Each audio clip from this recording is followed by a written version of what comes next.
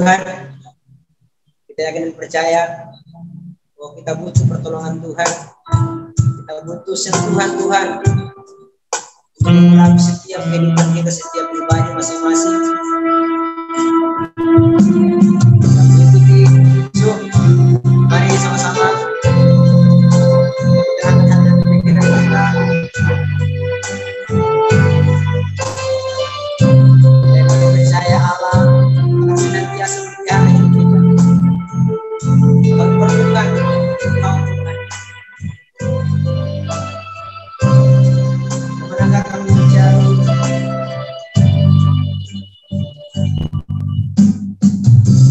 Kemenangan kami mencari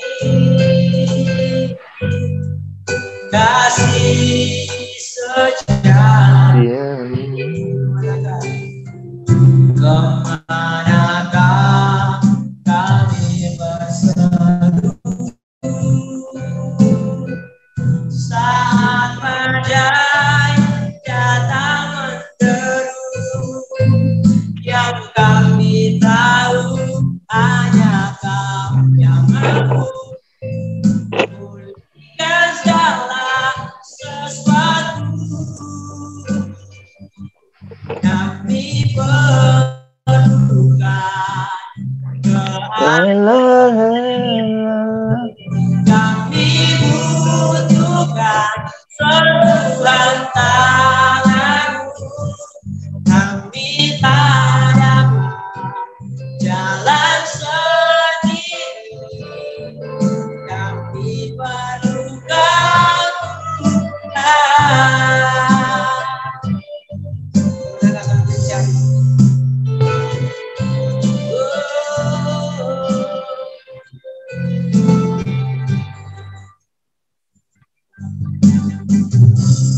Kemanakah kami mencari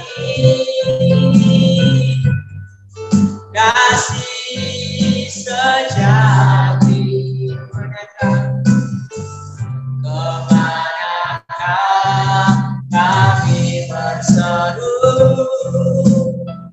saat badai datang menderu, yang kami tahu hanya Kau yang mampu memulihkan segala sesuatu. Kami perlukan keajaiban-Mu, kami butuhkan sentuhan tangan-Mu. Kami tak dapat jalan sendiri, kami perlukan Tuhan. Kami perlukan keajaiban-Mu, kami butuhkan sentuhan tangan-Mu. Kami tak dapat jalan sendiri, kami perlukan Tuhan.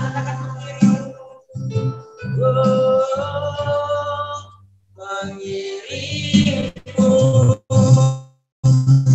seumur hidupku, masih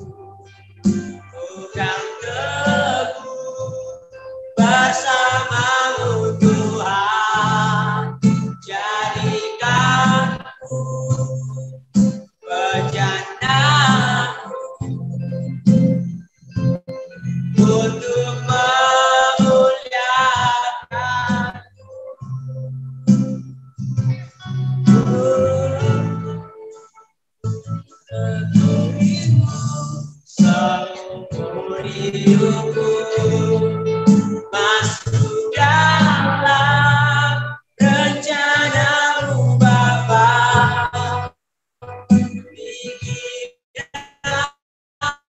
Aku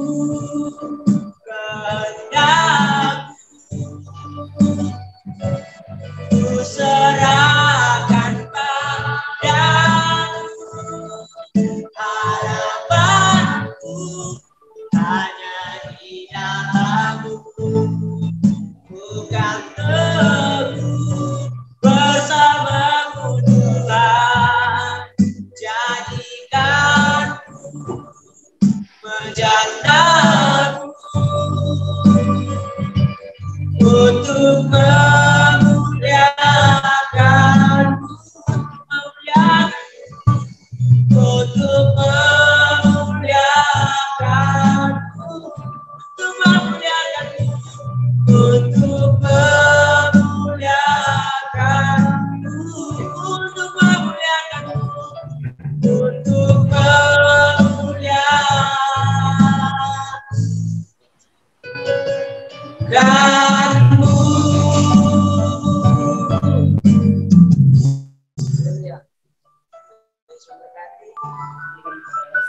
Haleluya. Ya baik, saat ini hal yang kita nantikan adalah kita akan mendengarkan materi daripada hambanya Bapak Roni Suwono yang luar biasa yang diberkati Tuhan. Baik, saya persilakan hambanya. Tuhan Yesus memberkati. Amin. Mari kita sebelum belajar, sebelum diskusi dari dua pandangan yang berbeda, mari kita berdoa lebih dulu. Tuhan Yesus, kami percaya Tuhan akan mempersatukan pandangan kami karena firman Tuhan yang akan menuntun setiap pribadi kami menuju kepada kebenaran yang satu.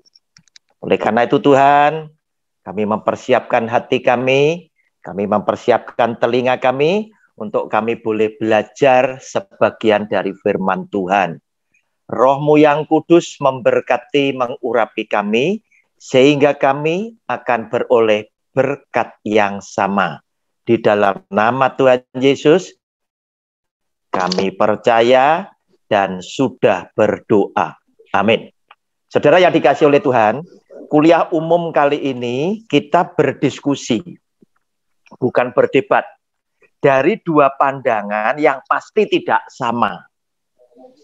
Saya punya pandangan dari judul besarnya.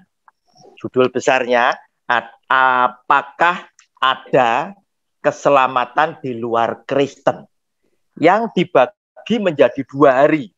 Hari ini, siapakah Yesus itu? Saya akan buktikan jika Yesus adalah Tuhan, pencipta langit dengan segenap bumi, dengan segenap isinya, pastilah dia juga mengasihi orang-orang di luar Kristen. Karena segala yang ada di bawah kolong langit dan ada di atas langit, ada di dalam kendali tangan Tuhan. Yang hari kedua besok lebih seru lagi. Kita akan memasuki subtema yang kedua, yaitu apa kata Yesus Tuhan tentang keselamatan. Jadi semuanya ada di dalam kitab suci. Nah, sekarang saya sengaja mengundang sebetulnya 3 sahabat saya yang punya pandangan berbeda dengan saya. Tujuannya agar supaya di dalam diskusi ini siswa STT itu terbantu, ya, sebagai penanya, penyanggah pengajaran saya, pandangan saya, itu justru saya undang teman yang memang pandangannya berbeda, supaya pertanyaannya, kemudian pembuktiannya, pandangan sahabat-sahabat saya ini lebih sungguh-sungguh. Yang pertama, terima kasih kepada Pendeta Liman Handoko. Ini adalah sahabat saya ketika kami masih kuliah di Universitas Fakultas Ekonomi Surabaya. Kemudian yang kedua, entah hadir entah tidak, Bapak Pendeta Aperianus. Ada enggak ya nih? Kalau ada, silakan membuka mic-nya. Yang ketiga adalah Bapak Pendeta Tony Tobing. Oh, enggak ada, berarti cuma Pak Liman Handoko, tetapi saya mempersilahkan yang punya pandangan tidak sama dengan saya, boleh nanti juga ikut berbicara. Sebab saya tidak akan mendominasi semua waktu, saya akan uraikan mungkin 10 menit, kemudian saya langsung kembalikan ke moderator untuk supaya Pak Liman memberikan tanggapan dan membuktikan pandangannya dia. Yang jelas, kita diskusi ini adalah setiap pernyataan saya harus keluar kesimpulan. Demikian pernyataan Pak Liman, muncul kesimpulan, kemudian kesimpulan dan kesimpulan itu dikerucutkan menuju kepada satu kesimpulan yang benar. Tapi kalau debat adalah saya harus mempertahankan pendapat saya, Pak Liman mempertahankan pendapatnya, saling ingin mengalahkan satu dengan yang lainnya. Ini bukan debat, kita diskusi, tetapi wasitnya tetap adalah kitab suci. Saudara, kita mulai. Berbekal dari 2 ayat firman Tuhan, yang firman-Nya demikian bunyinya. Karena begitu besar kasih Allah akan dunia ini, sehingga ia telah mengaruniakan anaknya yang tunggal, supaya setiap orang yang percaya kepadanya, huruf besar yaitu Tuhan Yesus, tidak binasa, melainkan beroleh hidup yang kekal. Satunya adalah Yohanes pasal 14, ayatnya yang ke-6. Yaitu yang bunyinya demikian. Yohanes 14 ayatnya yang ke-6, kata Yesus kepadanya, akulah jalan dan kebenaran dan hidup, tidak ada seorang pun yang datang kepada Bapa kalau tidak melalui aku. Saudara, dari 2 ayat ini bisa kita simpulkan dan kita mesti terima karena firman Tuhan ini keluar langsung dari mulut Tuhan Yesus, yaitu yang percaya kepada namanya. Percaya kepada Tuhan Yesus dan melalui Tuhan Yesus, karena Tuhan Yesus adalah satu-satunya jalan keselamatan, satu-satunya juru selamat, maka orang akan selamat. Nah, saudara, muncul sekarang persoalan. Kalau kita hanya mengacu kepada 2 ayat ini saja, padahal kita ini kan tahu, apakah betul Yesus adalah juru selamat? Apakah Yesus benar adalah Tuhan pencipta langit bumi dengan segenap isinya? Sehingga semua yang ada di bawah kolong langit dan ada di atas langit di dalam kendali Dia. Nah, saudara, kita lihat lebih dulu. Apakah betul Dia adalah sang juru selamat? Dia juga benar adalah sang pencipta? Silakan dicatat. Wahyu pasal yang pertama ayat 7 dan 8. Lihatlah, Ia, huruf besar, datang dengan awan-awan dan setiap mata akan melihat Dia, juga mereka yang telah menikam Dia dan semua bangsa di bumi akan meratapi Dia, ya amin. Ayat ke-7 ini tadi boleh ditandai sama dengan Matius 25 ayat 31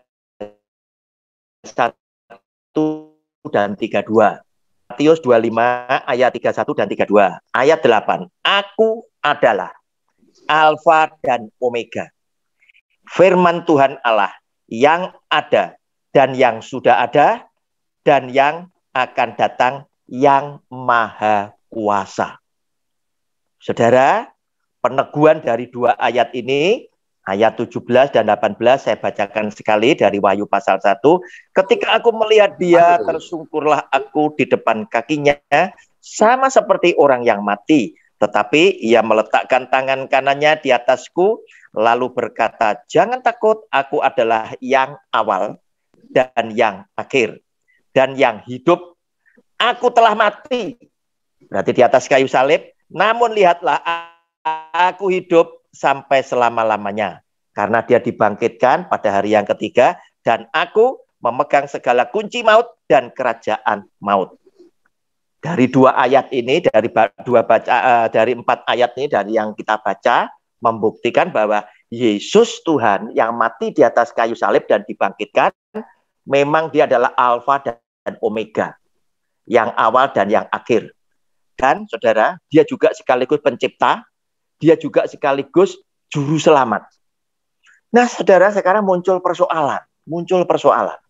Persoalannya adalah orang yang sepandangan dengan saya itu melihat, Tuhan, bukankah di bawah kolong langit itu ada banyak orang, ciptaanmu juga, yang tidak beragama Kristen, yang tidak beragama Katolik. Otomatis mereka tidak bisa percaya dengan Tuhan Yesus, mengenal saja mereka tidak. Tetapi mereka juga melakukan perbuatan-perbuatan yang baik. Apakah dengan orang-orang seperti ini, yang sesama ciptaanmu Tuhan, engkau tidak mengasihi? Jika engkau adalah Allah, pencipta langit bumi dengan segenap isinya, harusnya engkau maha kuasa, engkau maha kasih, engkau maha adil, dan maha segalanya. Apalagi perbuatan mereka telah nyata, yaitu ketika COVID, mereka dengan luar biasa, besar-besaran, mereka menyumbangkan sembako kepada rakyat, mereka menyumbangkan alat kesehatan, mereka ngirim oksigen lewat kapal laut, mereka juga menyumbangkan uang. Kalau nggak salah waktu itu saya dengar satu konglomerat itu 500 miliar, entah beberapa orang itu jadi satu disumbangkan.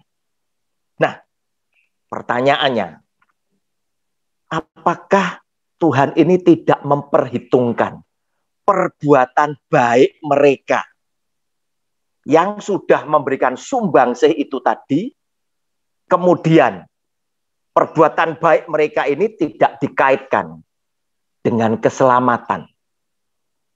Apakah hanya 2 ayat tadi yang membuat orang bisa selamat jika percaya dan melalui Tuhan Yesus? Nah sekarang rombongan saya, pandangan saya ini tadi, saya berpandangan seharusnya perbuatan baik diperhitungkan oleh Tuhan. Kenapa? Karena memang di dalam dunia ini Tuhan juga melihat ada begitu banyak orang yang baik, tapi tidak sempat kenal dengan Dia. Demikian yang saya paparkan. Saya berikan kepada moderator supaya diberikan kepada Pak Liman atau kepada para penanya yang lain, penyanggah yang lain dari pandangan saya tadi. Terima kasih, Ibu moderator. Baik. Hambanya Bapak Roni luar biasa ya. Bapak Ibu, teman-teman, apakah ada yang berbeda pandangan dengan dari yang sudah dipaparkan oleh Bapak Roni, ya, yang dari kitab Yohanes 3 ayat 16, Yohanes 14 ayat 6, Wahyu 1 ayat 7 dan 8, Wahyu 17 sampai dan 18, ya, di mana bahwa hanya Yesus jalan, kebenaran, dan hidup. Ya, keselamatan hanya ada di dalam nama Tuhan Yesus. Ya, Bapak Ibu, mungkin Bapak Liman Handoko memiliki pandangan yang berbeda. Saya persilakan, Pak. Shalom. Shalom. Terima kasih Pak Roni. Terima kasih moderator. Ya, sama-sama. Memberi kesempatan pada saya yang bukan apa-apa, cuma saya sama-sama belajar. Cuma saya lihat tadi Pak Roni bisa berkhotbah sebagai Allah, banyak ayat dikatakan, Yohanes 3, 16, Yohanes 14 ayat 6, Wahyu 1 ayat 7, Matius 25, 31, 32, dan menyimpulkan Yesus itu adalah Allah Alfa Omega, pencipta langit dan bumi. Cukup bagus. Cuma kenapa ada satu pertanyaan lagi, bagaimana dengan orang-orang yang baik, berbuat baik, mengamati kok Tuhan tidak mengasihi? Sebetulnya kan mereka diperhitungkan dalam perbuatannya untuk masuk kepada surga. Itu saya juga saya pertimbangkan, cuma sayangnya Pak Roni tidak ngasih ayat. Ayat mana yang mengatakan perbuatan baik itu ada? Itu ayatnya tidak ada. Itu yang saya konklusinya. Saya akan membeberkan bagaimana perbuatan baik sama sekali tidak ada andil untuk masuk ke dalam surga. Setelah hari kita bicara mengenai keselamatan di luar Kristus, memang kita fokus saja karena perbuatan baik sudah di apa? Kan pertama dia ini Pak bilang siapakah Yesus? Ternyata dia sudah menyangkut ke masalah perbuatan baik. Jadi mau tidak mau saya mesti harus berkhotbah mengenai perbuatan baik. Apa perbuatan baik itu bisa masuk ke surga atau tidak, itu terus harus kita laksanakan. Saudara, hari kita bicara mengenai tidak ada keselamatan di luar Kristus. Itu saya. Pak Roni punya pandangan bahwa ada keselamatan di luar agama Kristen. Saya samakan aja, agama Kristen itu belum tentu orang Kristus. Saya sudah beberapa kali bicara, orang yang beragama Kristen belum tentu pengikut Kristus. Orang yang mengikut Kristus pasti agama Kristen. Jadi nggak bisa dibolak-balik. Saya anggap pada Pak Roni bilang di luar Kristus bahwa orang anak pilihan Tuhan. Saudara, hari kita bicara, saya punya pandangan tidak ada keselamatan di luar Kristus. Kenapa saya punya pandangan demikian? Saya akan mencoba menyelesaikan secara 10 menit. Tolong. Punya siapa itu? Tolong. Mic-nya? Sudah dengar suara saya? Silakan. Kalau memang bicara mengenai keselamatan di luar Kristus, itu memang agak rumit, saudara. Menyangkut begitu banyak aspek, saudara. Saya mencoba bicara mengenai keselamatan, tidak ada keselamatan di luar Kristus, hanya berdasarkan Alkitab, saudara. Kadang ada banyak aspek teologis, saudara. Aspek teologis itu masing-masing agama tuh punya keyakinan sendiri-sendiri, saudara. Agama Islam keyakinan sendiri, agama Buddha keyakinan sendiri, agama lain punya keyakinan sendiri. Itu aspek teologisnya. Dan saya tidak mau menyangkut itu, saudara. Aspek filosofi ya gitu. Alternatif di antara semua alternatif. Yang mana konsisten, mana yang logis, mana yang realitas. Dan aspek psikologi, kalau kita bicara hanya Yesus Kristus sebagai satu-satunya jalan menuju ke surga, mungkin hal ini bisa menyakiti hati banyak orang yang bukan termasuk agama Kristen. Setelah saya hari bicara mengenai doktrin keselamatan itu tanpa mau mengaitkan dengan agama lain. Saya hanya bicara doktrin keselamatan berdasarkan Alkitab yang saya punyai. Yang seperti persis Pak Roni bilang, Yohanes 14 ayat 6, Yesus adalah satu-satunya jalan hidup dan keselamatan. Kisah Rasul 4 ayat 12 juga di bawah kau langit pun tidak ada satu nama daripada Yesus. Juga Yohanes 3 ayat 16 juga sudah dibaca. Jelas Alkitab di sini mengatakan demikian. Saya yakin hal itu. Ada banyak, walaupun sudah jelas Alkitab mengatakan Yesus satu-satunya jalan menuju ke surga, tapi saya lihat banyak teolog-teolog liberal terutama saksi-saksi Yehova yang saya temui, dia tidak mengakui Yesus sebagai Tuhan dan Juru Selamat. Ada banyak jalan menuju ke Roma, itu katanya orang liberal pada saat diskusi dengan orang liberal. Jika demikian pada waktu diskusi dengan saksi Yehova, Yesus itu sebagai Allah kecil katanya. Jadi dia tidak punya kuasa untuk ke surga. Itu yang saya tahu. Saudara, mengapa saya mengatakan Yesus itu satu jalan dan tidak ada keselamatan di luar Kristus? Ada 2 poin, saudara. Saya coba menjelaskan secara singkat, saudara. Kedua, saudara, karena perbuatan baik kita tidak mungkin memenuhi standar Allah. Pak Roni bilang, aduh ada orang yang begitu banyak, luar biasa. Dia COVID menyumbang miliaran seluruh disumbangkan. Itu sudut pandang manusia, saudara. Kalau dipandang pada sudut Tuhan, nggak ada apa-apanya, saudara. Standar Tuhan itu sangat tinggi dan tidak mungkin dicapai oleh satu orang pun di dunia. Termasuk tokoh-tokoh kitab suci. Kecuali Yesus Kristus sebagai Tuhan. Paulus pun yang begitu hebat pun yang mengatakan, aku nggak ada apa-apanya. Aku orang yang paling berdosa di antara semua manusia berdosa. Itu Paulus bicara demikian. Padahal kalau semua lihat Paulus kurang apa, saudara? Penginjilannya, semangatnya, semuanya dia untuk Tuhan. Tapi dia mengatakan, aku tidak ada apa-apanya. Kalau Pak Roni membandingkan, itu loh orang hebat-hebat menyumbangkan bermiliar-miliar orang. Setelah itu pandangan antropomorfis. Pandangan dari sudut manusia. Kalau pandangan sudut Tuhan, saudara lihat pada Roma 1, saya bicara bukan berdasarkan pengalaman saya, bukan berdasarkan kepintaran saya, enggak. Saya mengutip dari kata si Roma 1, ayat 18 sampai seterusnya. Baca ayat 3 sampai 20 seterusnya. Itu jelaskan bahwa baik orang Yunani maupun orang Yahudi, semua sudah jatuh dalam dosa. Dosa itu adalah original sin. Sudah sejak kejahatan Adam dan Hawa, itu kita sudah menyangkut original sin karena ada berdosa. Semua turun Adam berdosa. Tidak ada satu pun manusia tidak berdosa. Yang saya katakan, saya tanya kepada saudara semua, berani angkat tangan kalau saya mengatakan, baik saudara, di antara saudara semua, apa yang berani mengatakan saya tidak berdosa? Alkitab mengatakan original sin itu pasti. Dari zaman Adam, sampai Malik, sampai semuanya, semua orang berdosa. Dan tidak ada satu orang pun yang tidak berdosa. Saudara, di dalam kitab Matius 5, 48, itu dikatakan, hendaklah kamu sempurna, seperti Bapakmu di surga sempurna. Saudara, apakah ini bisa dicapai, saudara? Tidak ada standar mencapai orang itu, saudara. Dikatakan Yesaya 64 ayat 6, saudara. Katakan, coba kita baca Yesaya 64 ayat 6 sekali lagi. Saya minta supaya bisa membacakan satu. Saya kurang banyak, baca kitab suci ini bolak-balik.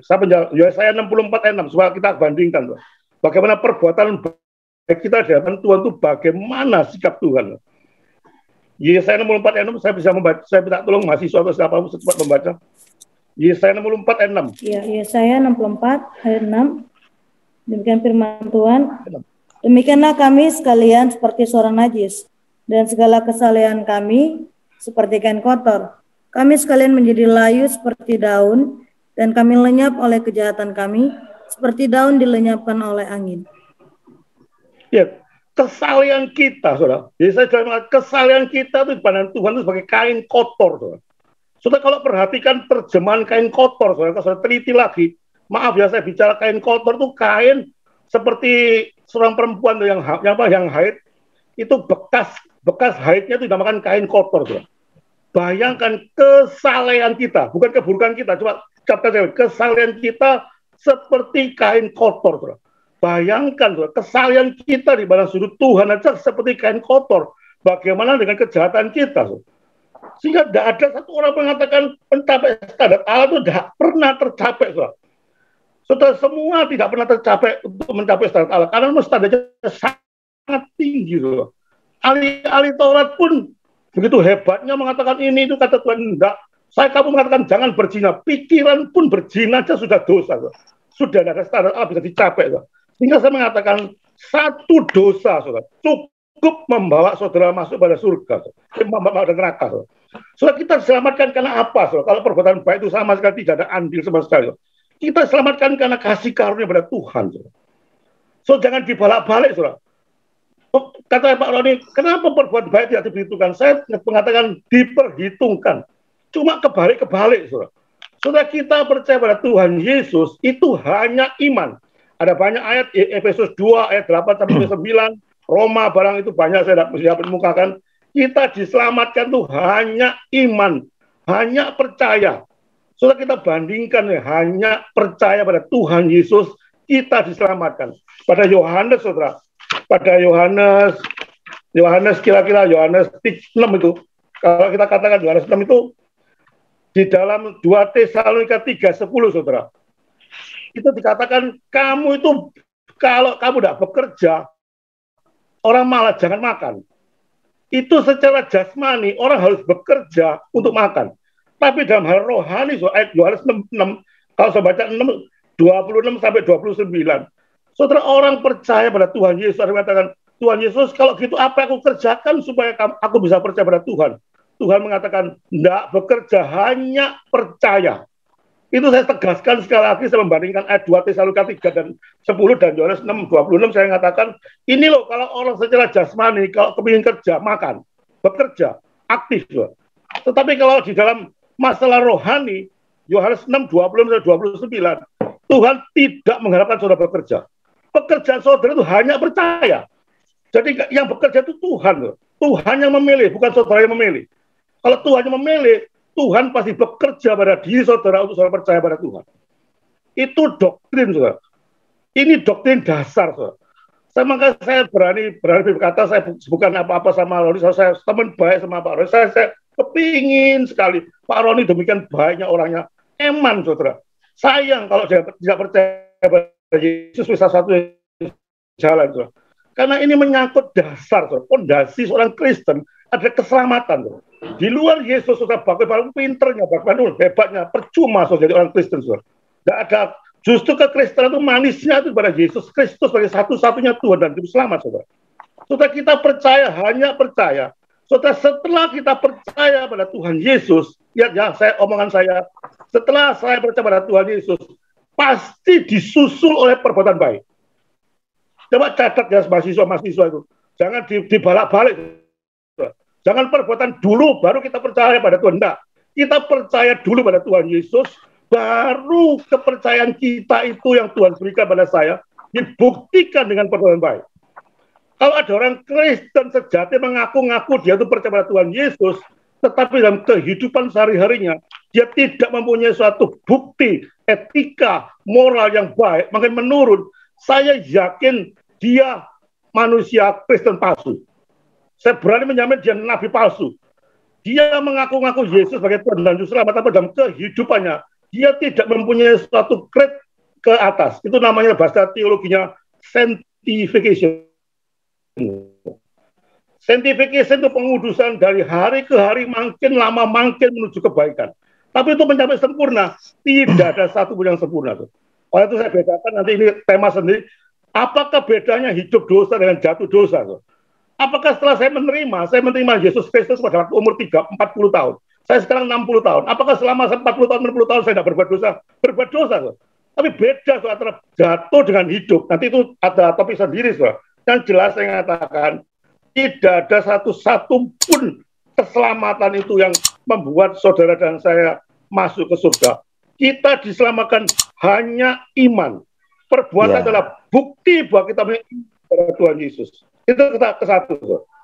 Oke, kedua, Man, kalau bisa jangan terlalu panjang, Man. Saya cuma 10 menit tak kasihkan Liman. Liman kalau bisa juga pakai 10 menit supaya waktunya bisa berbagi. Silakan. Itu perbuatan baik. Iya. Jangan kemana-mana. Ya, oke. Saya tadi kan ada 10 menit. Ya, oke. Oke, konklusi saya bahwa perbuatan baik manakah? Siapakah yang bisa berbuat baik seperti standar Tuhan? Sehingga kalau saudara mengatakan perbuatan baik bisa masukkan di surga, surga bisa kosong. Tidak ada satupun orang punya standar. Itu konklusi saya. Sehingga doktrin bukan berdasarkan pikiran saya. Saudara yang terakhir, saudara.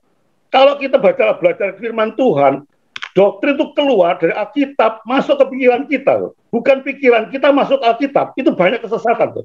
Kita mempunyai suatu pandangan, oh, tidak ada perbuatan baik. Tapi cocok Alkitab. Itu bukan cara pandangan yang baik. Itu cukup dari sana supaya saudara ada pertanyaan supaya perbuatan baik menurut saya tidak bisa menyelamatkan, hanya iman yang menyelamatkan. Terima kasih apa yang Tuhan yang saudara berikan waktu pada saya. Terima kasih. Oke, giliran saya ya, Bu Moderator. Jadi jangan salah dulu pandangan saya. Keselamatan itu di dalam nama Yesus. Ya, jangan salah ya. Jangan dengan keterangan Pak Liman yang berapi-api terus Anda berpikir saya ini orang sing sesat gitu loh. Ya. Ya. Saya tadi tahu keselamatan dalam nama Tuhan Yesus. Padahal kita paham ya. Keselamatan itu hak mutlaknya Tuhan. Yang diselamatkan siapa, yang tidak siapa kita tidak tahu. Ya, jelas mutlak Tuhan yang punya kewenangan yang menyelamatkan. Sekarang saya berpandangan di luar sana itu ada keselamatan. Kenapa? Kalau Yesus Tuhan mau selamatkan orang di luar sana, apakah kita bisa protes? Pastinya tidak bisa protes. Ini tadi saya bicara mulai dari 13:42 ya. Saya butuh 10 menit tak kembalikan ke Pak Liman ya, supaya nanti imbal-imbalan waktunya sama. Nah, posisinya ya, tadi kan kita sepakat, kita ini diskusi, sehingga kesimpulan saya, pernyataan saya menimbulkan kesimpulan, pernyataan Pak Liman menimbulkan kesimpulan.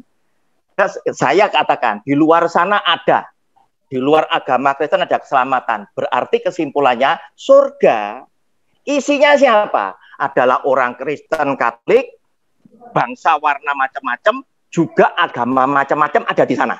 Sebab apa? Yesus Tuhan juga yang menyelamatkan mereka. Itu tadi ya, punya saya. Nah, kalau di Pak Liman, ya tadi Pak Liman kan berkata, tidak ada keselamatan. Ya. Ya, tidak ada. Di luar sana tidak ada. Berarti harus disimpulkan dong. Yang cuma boleh di surga cuma Kristen sama Katolik. Padahal Kristen Katolik tidak semuanya selamat. Kan begitu? Ya. Tetapi jelas, walaupun tidak semua Kristen Katolik selamat, yang ada cuma Kristen Katolik saja di surga, menurut pandangan Pak Liman. Kesimpulannya harus ke sana loh, dikerucutkan ke sana. Nah, sekarang tadi Pak Liman kan berkata, Pak Roni belum menyebutkan mana ayatnya, gitu loh ya. Tadi kalau kita terima 2 ayat ini, tadi kan saya sudah kasih tahu. Jangan hanya cuma 2 ayat, tetapi semua firman yang keluar dari mulut Tuhan Yesus, apalagi soal surga neraka, saya tidak terlalu yakin ya para rasul itu bisa benar menafsirkan.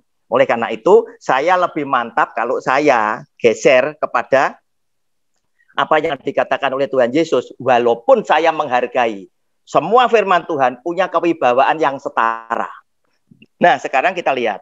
Matius pasal yang ke-7 ayat 21, dia berkata apa Tuhan Yesus? Gitu loh. Nah, dilihat. Apakah ini tidak diperhitungkan kata-kata dia sendiri? Matius pasal 7 ayat 21. Bukan setiap orang yang berseru kepadaku Tuhan, Tuhan akan masuk ke dalam kerajaan surga, melainkan dia yang melakukan kehendak Bapakku yang di surga. Ini bicara tentang perbuatan ya. Tetapi mungkin kita masih tidak yakin ya. Nah, kita bisa lihat lagi di Matius pasal 16. Bagaimana toh Tuhan Engkau menghakimi orang itu lewat apa? Orang itu baru bisa ditentukan kamu ini penjahat itu lewat perbuatan. Oh, kamu ini baik itu lewat perbuatan dan lain sebagainya.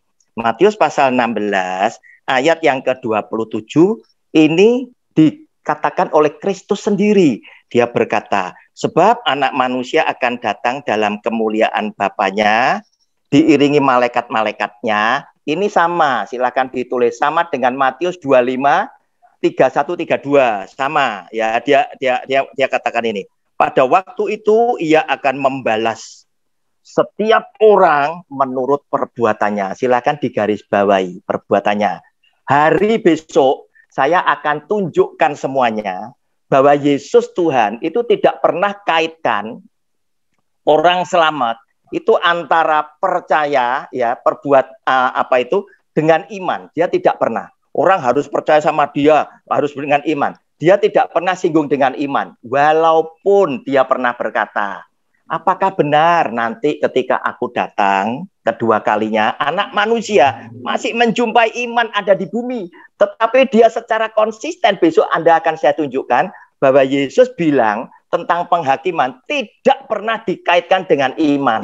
Tetapi yang mengkaitkan dengan iman itu adalah Rasul Paulus, rasul yang sangat pintar, tetapi tulisannya sangat berbahaya. Sehingga tulisan Rasul Paulus seringkali yang tujuannya Rasul Paulus baik untuk mengerucutkan ya supaya memudahkan jemaat, justru malah menimbulkan perselisihan di antara jemaat, sehingga muncul yang satunya seperti yang dikatakan Pak Liman, kamu tidak usah bekerja, pokoknya iman kamu selamatkan begitu ya. Nah, padahal Yesus Tuhan di dalam menghakimi orang yang nanti selamat sampai terakhir dia tidak pernah kaitkan iman, walaupun akhirnya Anda juga melihat ada firman yang Anda bisa katakan tadi seperti Yohanes 3 ayat 16, harus siapa yang percaya dalam namanya, berarti ini bicara iman gitu loh saudara. Tapi terpisah, tidak dalam satu firman dikaitkan dengan kata penyambung dan, tidak pernah. Ya, dia selalu berkata seperti itu. Nah saudara, saya lontarkan ini aja dulu ya. Kemudian Anda saya ajak diskusi ya. Diskusi. Jadi nanti waktunya bisa dibagi-bagi ya. Saya baru menggunakan waktu saya 6 menit ya. Tadi Matius 16 ayat 27 itu dia akan menghakimi ya, membalas setiap orang menurut perbuatannya. Apa yang dikatakan di dalam ayat 27 ini dari Matius 16 itu saya katakan sama dengan Matius 25 ya, ayat 31 dan 32. Sekarang Anda tak ajak, ayo sekarang mari sama-sama merenungkan ya. Matius pasal 25 ya, ayat 31 sampai dengan habis itu tadi, yang kemudian dia memilah kambing dan domba dan lain sebagainya, itu seperti apa? Apakah ini adalah orang Kristen semua atau orang yang lain ya? Dengan kita memperhatikan ya ayat 31 dan 32 lebih dulu. Saya bacakan. Apabila anak manusia, Matius 25 31 32, apabila anak manusia datang dalam kemuliaannya dan semua malaikat bersama-sama dengan dia, maka ia akan bersemayam di atas tahta kemuliaannya. Lalu semua bangsa akan dikumpulkan di hadapannya. Saudara, renungkan. Semua bangsa ini, ya, apakah semua bangsa tetapi yang mengenal dan percaya Kristus saja? Kristen Katolik saja, atau semua bangsa warna kulit juga semua kepercayaan? Anda tentukan nanti. Dan ia akan memisahkan mereka seorang daripada seorang, sama seperti gembala memisahkan domba dari kambing. Nah, saya sampai sini aja. Saya masih punya sisa 3 menit sebetulnya. Silakan ditanggapi. Semua bangsa di sini itu harus warna kulit dengan semua keyakinan, atau semua warna kulit tetapi Kristen Katolik saja? Silakan.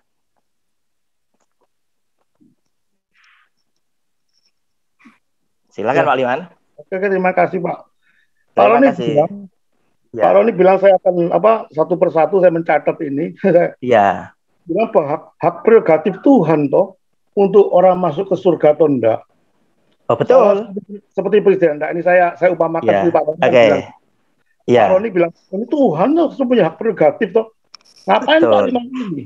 Mengapain Pak Liman protes? Kalau Tuhan punya hak prerogatif, mau siapapun masuk ke surga. Opo? Wong Tuhan punya hak prerogatif. Itu katanya Pak Roni kan secara kasar kan bilang gitu ya. Setelah saya akan membantah secara logika akal saja. Hak prerogatif Tuhan, kalau saudara menjadi orang Kristen sungguh-sungguh, kita berdebat melalui Alkitab katanya Pak Roni. Alkitab, saya tanya Pak Roni secara serius, Pak, Alkitab tuh betul-betul firman Tuhan dan tidak ada salahnya. Kalau emang ya, baru kita akan bicara selanjutnya. Itu.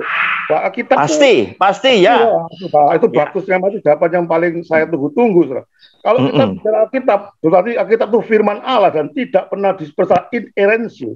Soal hak prerogatif Tuhan tidak mungkin bertentangan dengan Alkitab. Tidak mungkin bertentangan dengan Alkitab. Alkitab mengatakan akulah jalan hidup kebenaran. Itu firman Tuhan, ya dan amin. Kalau bilang hak prerogatif, kalau Tuhan sudah bicara pelencelan. Bentar Pak Liman, bentar supaya tidak kelewatan. Enggak, saya waktu Pak Roni ngomong saya enggak nyela. Saya selesaikan dulu baru nanti keduanya baru waktunya Pak Roni. Supaya saya enggak lupa, soalnya lupa. Jadi saya bicara dulu baru Pak Roni. Pak Roni bicara saya enggak nyela sama sekali. Saya cuma catat. Itu saya mengatakan kalau Pak Roni bilang hak prerogatif itu dari Tuhan. Kalau sementara Alkitab kata Pak Roni ya dan amin dan tidak pernah bersalah. Saya tunjukkan berapa banyak ayat. Bahwa hanya Yesus Kristuslah satu jalan yang selamat. Bisakah hak prerogatif, saya tanya dengan mahasiswa-mahasiswa lain, jawab sendiri di hati saudara, dengan hati nurani yang murni, tidak pro kanan, tidak pro kiri. Bisakah hak prerogatif Tuhan itu bertentangan dengan Alkitab? Kalau memang bisa bertentangan, punya Alkitab saudara, tidak perlu belajar Alkitab. Kita belajar dari Tuhan secara langsung, fresh from the oven. Alkitab ya dan amin finish. Finish berarti apa yang Tuhan kemukakan isi hatinya Tuhan ada di Alkitab. Kita belajar dari Alkitab, bukan berdasarkan logika, bukan berdasarkan pandangan-pandangan manusia. Kok eman ya orang baik kok gitu masuk ke neraka? Kok eman ya orang begitu baiknya sekarang mati masuk neraka?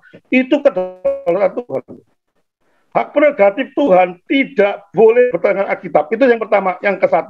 Sehingga kalau ada orang selamat, tidak selamat, ada berapa macam orang di surga. Saudara, orang yang masuk ke surga hanya dihuni orang yang percaya pada Tuhan Yesus.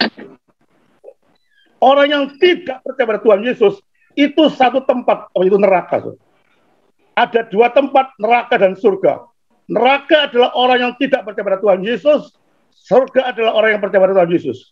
Tidak bisa dibantah. Ada 2 macam orang di surga.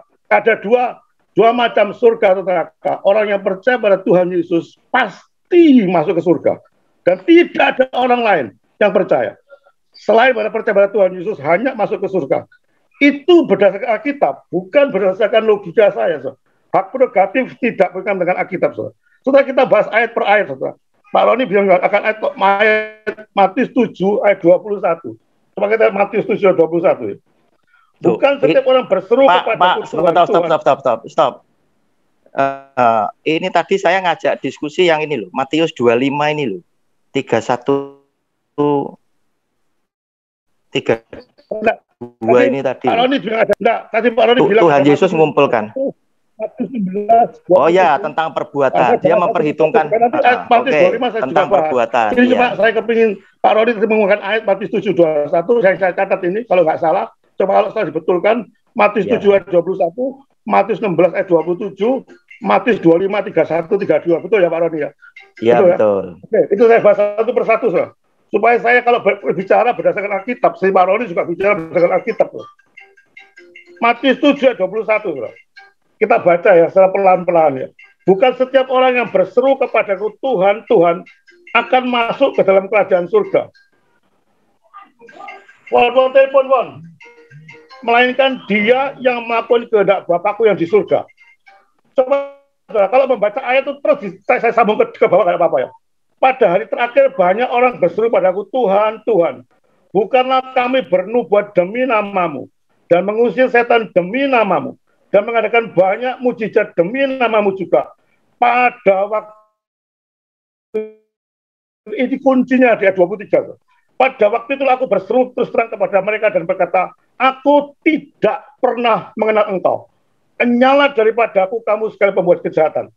Setelah intinya bukan 21, saudara. Intinya 23. Walaupun Pak Roni bukan Matius 7:21, saya akan mencoba meneruskan ke 23. Judulnya, saudara, hal pengajaran sesat, saudara. Ini dikatakan hal pengajaran sesat. Aku tidak mengenal engkau. Itu bahasa Inggris, I have never known. I have never known. Saya tidak pernah. Dan tidak pernah mengenal berarti bukan masuk orang pilihan. Bukan masuk orang pilihan. Saya karena tidak mengenal. Kalau anaknya pasti dikenal Tuhan. Kalau orang lain pasti tidak dikenal. Itu sudah secara logika akal. Soal. Itu Matius 7 ayat 21 saya bantah. Sekarang Matius 16 ayat 27. Kita baca sekali lagi. Matius 16 ayat 27. Sebab anak manusia akan datang dalam kemuliaan Bapaknya diiringi malaikat-malaikatnya. Pada waktu itu ia akan membalas setiap orang menurut perbuatannya. Menurut perbuatannya. Saya katakan tadi, ayat konteksnya, pemberitahuan tentang penderitaan Yesus dan syarat-syarat mengikut dia. Syarat-syarat mengikut dia, pikul sahib dan tanggal diri. Mengikut syarat-syarat mengikut Tuhan, mengaku Yesus. Perbuatannya saya katakan tadi dari pertama kali. Kalau anak Tuhan sejati, sudah percaya pada Tuhan Yesus, pasti menghasilkan perbuatan-perbuatan yang menuju kebaikan. Tidak mungkin menurun. Umpamanya saya katakan, saya dulu orang pezina, Pak ya. Dulu belum mengikut Yesus orang berzina. Wah, berzina balik mental. Wah, senang saya malah bicara sama teman saya. Oh, saya berzina. Tapi setelah saya ikut Kristus, saya pasti ada satu sanctification. Mungkin perzinahan saya sebulan 3-10 kali, mundur ke 5 kali, mundur ke 2 kali, mundur ke sekali, bahkan tidak ada sama sekali. So itu namanya sanctification, Pak. Dan memang semua itu diukur dengan perbuatan, Pak. Perbuatan tapi setelah mengenal Yesus, bukan perbuatan setelah belum terima Yesus. Di surga ada tingkatannya. Kalau saya dibandingkan dengan Paulus, sudah ada apa-apanya saya. Perbuatan saya cuma apa sih? Apa yang aku perbuat sekarang cuma sekedar penginjil. Selain Paulus menulis buku 3/4 kitab suci, pasti ada tingkat-tingkatannya di surga. Pak Ori juga percaya bahwa surga ada tingkatannya. Itu yang dihakimi itu perbuatan itu berdasarkan satu location di pada surga. Saya dengan Paulus tidak mungkin sejajar. Gak mungkin. Saya dengan Pak Roni tidak mungkin sejajar. Pak Roni nanti mungkin kalau percaya pada Tuhan Yesus bisa naik tingkat atas karena perbuatan yang lebih baik daripada saya. Itu yang dimaksud Matius 16:27. Coba kita lihat Matius 25. 31-32. Coba judulnya lihat, penghakiman terakhir. Pak Roni cuma menyangkut apabila anak manusia datang dalam kemuliaannya, semua malaikat bersama-sama dia, maka dia akan bersemayam di atas tata kemuliaannya. Lalu, kata Pak Roni, semua bangsa, Pak Roni bilang semua bangsa semua akan dikumpulkan di hadapannya, dan dia akan memisahkan. Yesus memisahkan domba dengan kambing. Ayat ini mengatakan semua, saudara. Semua bangsa, bukan berarti semua bangsa mengenal Tuhan.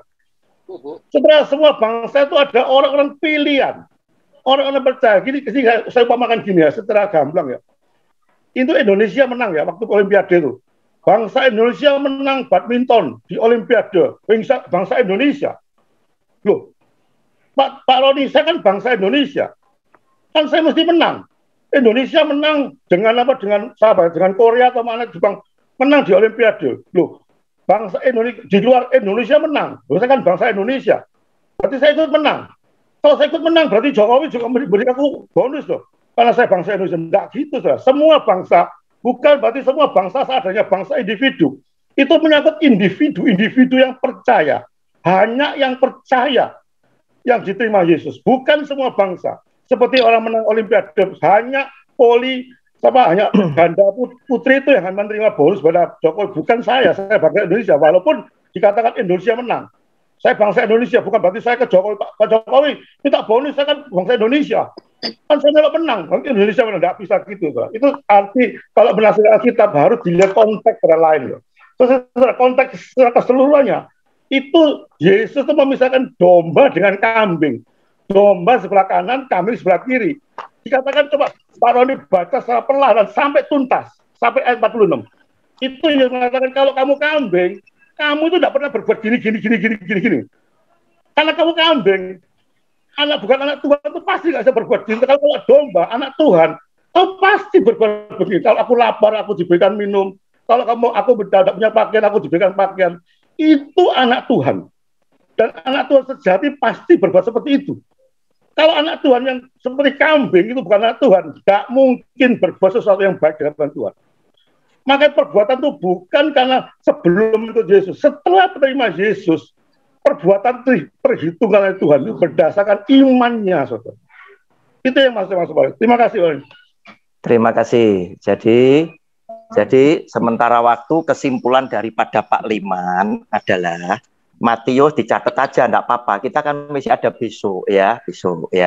Matius pasal 25 ayat 31 sampai 46. Tapi saya tadi memberikan perhatian ayat 31 sama 32 itu oleh Pak Liman disimpulkan bahwa ternyata semua bangsa yang dikumpulkan itu yang masuk neraka sudah tidak dikumpulkan, kan begitu. Jadi yang dipilih sama Tuhan itu dikumpulkan. Artinya ini semua warna kulit, tapi sing Kristen, sing Katolik yang selamat saja. Kan begitu kesimpulannya Pak Liman. Tidak apa-apa, saya tidak membantah, saya tampung saja, masih ada besok ya, masih ada besok. Saya ingin mengubah pertanyaan saya supaya Pak Liman tuh paham ya. Kesannya Pak Liman ini kan berpikir bahwa saya itu nganggep bahwa ada kuasa lain yang menyelamatkan orang lain. Padahal bukan itu maksud saya. Di luar sana yang bukan Kristen Katolik, Yesus Tuhan Juru Selamat yang satu ini loh, juga berkenan menyelamatkan mereka, gitu loh. Jalannya cuma satu, Yesus tok, tidak ada yang lain. Tetapi Yesus yang satu ini ternyata menurut saya, dia mempertimbangkan perbuatan baik orang di luar sana itu, dan oleh dia, saya yakin, dia menyelamatkan, gitu loh. Ya, sehingga saya berkesimpulan, tidak seperti Pak Liman, tetap tidak berani ngomong, gitu loh. Ya, saya tetap menyimpulkan bahwa di surga nanti ada banyak warna kulit, ada banyak agama, bukan Kristen Katolik saja. Tetapi Pak Liman kan tidak berani ngomong bahwa di surga cuma Kristen Katolik saja. Diganti dengan istilah oleh Pak Liman yang percaya saja. Nah, kalau yang percaya saja, akhirnya kita akan mengejar karena kita bawa siswa STT. Pak, Islam percaya Yesus enggak? Buddha percaya tidak? Akan ngejar ke sana. Nah, tadi saya akan ngomong, kita diskusi harus punya konsekuensi. Jika ini, maka ini. Jadi mengerucut. Tetapi enggak apa-apa lah. Teman-teman semua yang ikut di Zoom sudah tahu Bapak Pak Liman enggak berani ngomong gitu aja lah. Karena tinggal di Indonesia enggak berani ngomong. Cuma ngomong yang percaya saja. Nah, ini kan jadi bias. Untuk kita kuliah ini kan jadi bias. Yang mana yang percaya? Kan begitu. Yang percaya pasti Kristen sama Katolik. Ya, padahal Kristen Katolik tidak semuanya akan diselamatkan. Berarti Kristen Katolik harus dikurangi dengan yang tidak diselamatkan. Yang lainnya gimana? Lainnya enggak percaya. Ya enggak masuk, kan begitu. Enggak berani ngomong, kan gitu. Maksud saya, yang gentle itu, wani ngomong. Tidak ada. Nah, itu tadi. Supaya apa? Melek gitu. Nanti toh belum tentu apa itu nanti hari kedua ya. Bisa saja pandangan ini boleh Pak Liman yang lebih diikuti atau punya saya, tetap Anda tetap bebas mempertahankan pandangan masing-masing. Nah, sekarang saya ajak lagi. Tadi Pak Liman sudah ke Matius 25. Pak Liman ini berkata bahwa seluruh bangsa itu bukan semua bangsa secara total, bukan. Jadi yang sudah tidak dipilih cemplungin neraka. Intinya kan begitu ya. Yang dikumpulkan adalah yang akan diselamatkan tadi, yang sudah terima Tuhan Yesus ya.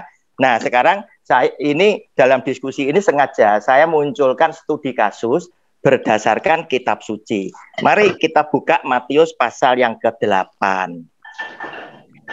Saya mau ngajak Anda perhatian pada ayat yang ke-10, mulai ayat 5 sampai dengan ayat 13 ya. Tapi perhatian saya nanti, saya mengajak ke ayat yang ke-10 ya.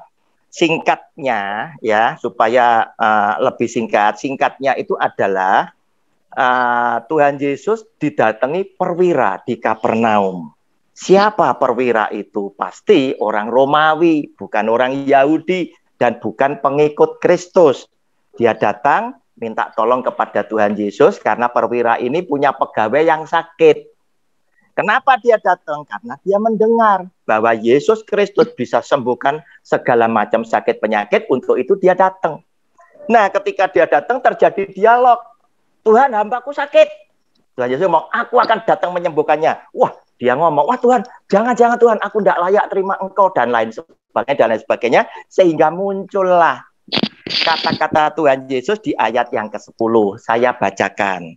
Setelah Yesus mendengar hal itu, heranlah ia, ianya huruf besar. Tuhan Yesus heran, ya, dan berkata kepada mereka yang mengikutinya, aku berkata kepadamu, sesungguhnya iman sebesar ini tidak pernah aku jumpai pada seorang pun di antara orang Israel.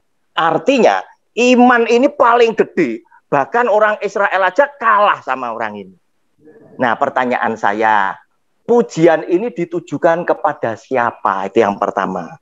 Apakah betul kepada perwira ini tadi? Kalau kepada perwira, jelas dia orang Romawi loh, bukan orang Yahudi. Kedua, pertanyaan saya, apakah yang diutarakan oleh Tuhan Yesus, pujian itu tadi dari hati yang paling dalam, artinya tulus, dia memuji, atau dia cuma lip service, dia cuma iseng saja.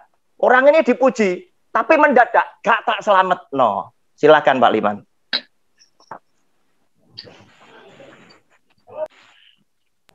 Terima kasih Pak. Terima kasih. Bukan saya tidak berani juga gentle mengatakan, saya sudah jelas mengatakan secara implisit bahwa yang hanya masuk penghuni surga itu hanya orang yang percaya pada Tuhan Yesus. Orang yang percaya, orang Kristen belum tentu jadi Kristen. Ya, saya itu kata-kata Pak Lihat, perhatikan cara dia. Orang agama Kristen, agama tidak pernah menyelamatkan. Yang menyelamatkan itu Kristus. Agama Kristen tidak pernah menyelamatkan. Yang menyelamatkan Kristus. Oleh itu kan saya katakan, di surga dihuni pada orang yang percaya pada Kristus. Orang agama Kristen belum tentu Kristus sejati. Ada banyak agama lalang dan gandum, itu perumpamaan. Tapi kalau orang pengikut Kristus, coba perhatikan, kalau orang pengikut, sejak awal saya katakan, pengikut Kristus pasti beragama Kristen. Gak mungkin pertanyaan membias bagaimana dengan agama Buddha, dengan agama Islam. Dia tidak percaya pada Tuhan Yesus. Tidak ada dulu saya agama Buddha. Saya tidak pernah mengenal Yesus. Dan agama Islam pun saya sudah banyak diskusi dengan orang-orang Islam berapa kali. Dia tidak percaya pada Tuhan Yesus. Orang yang tidak percaya pada Tuhan Yesus pasti dibinasakan.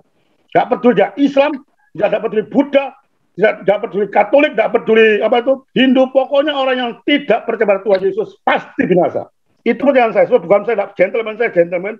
Di luar Yesus semua binasa.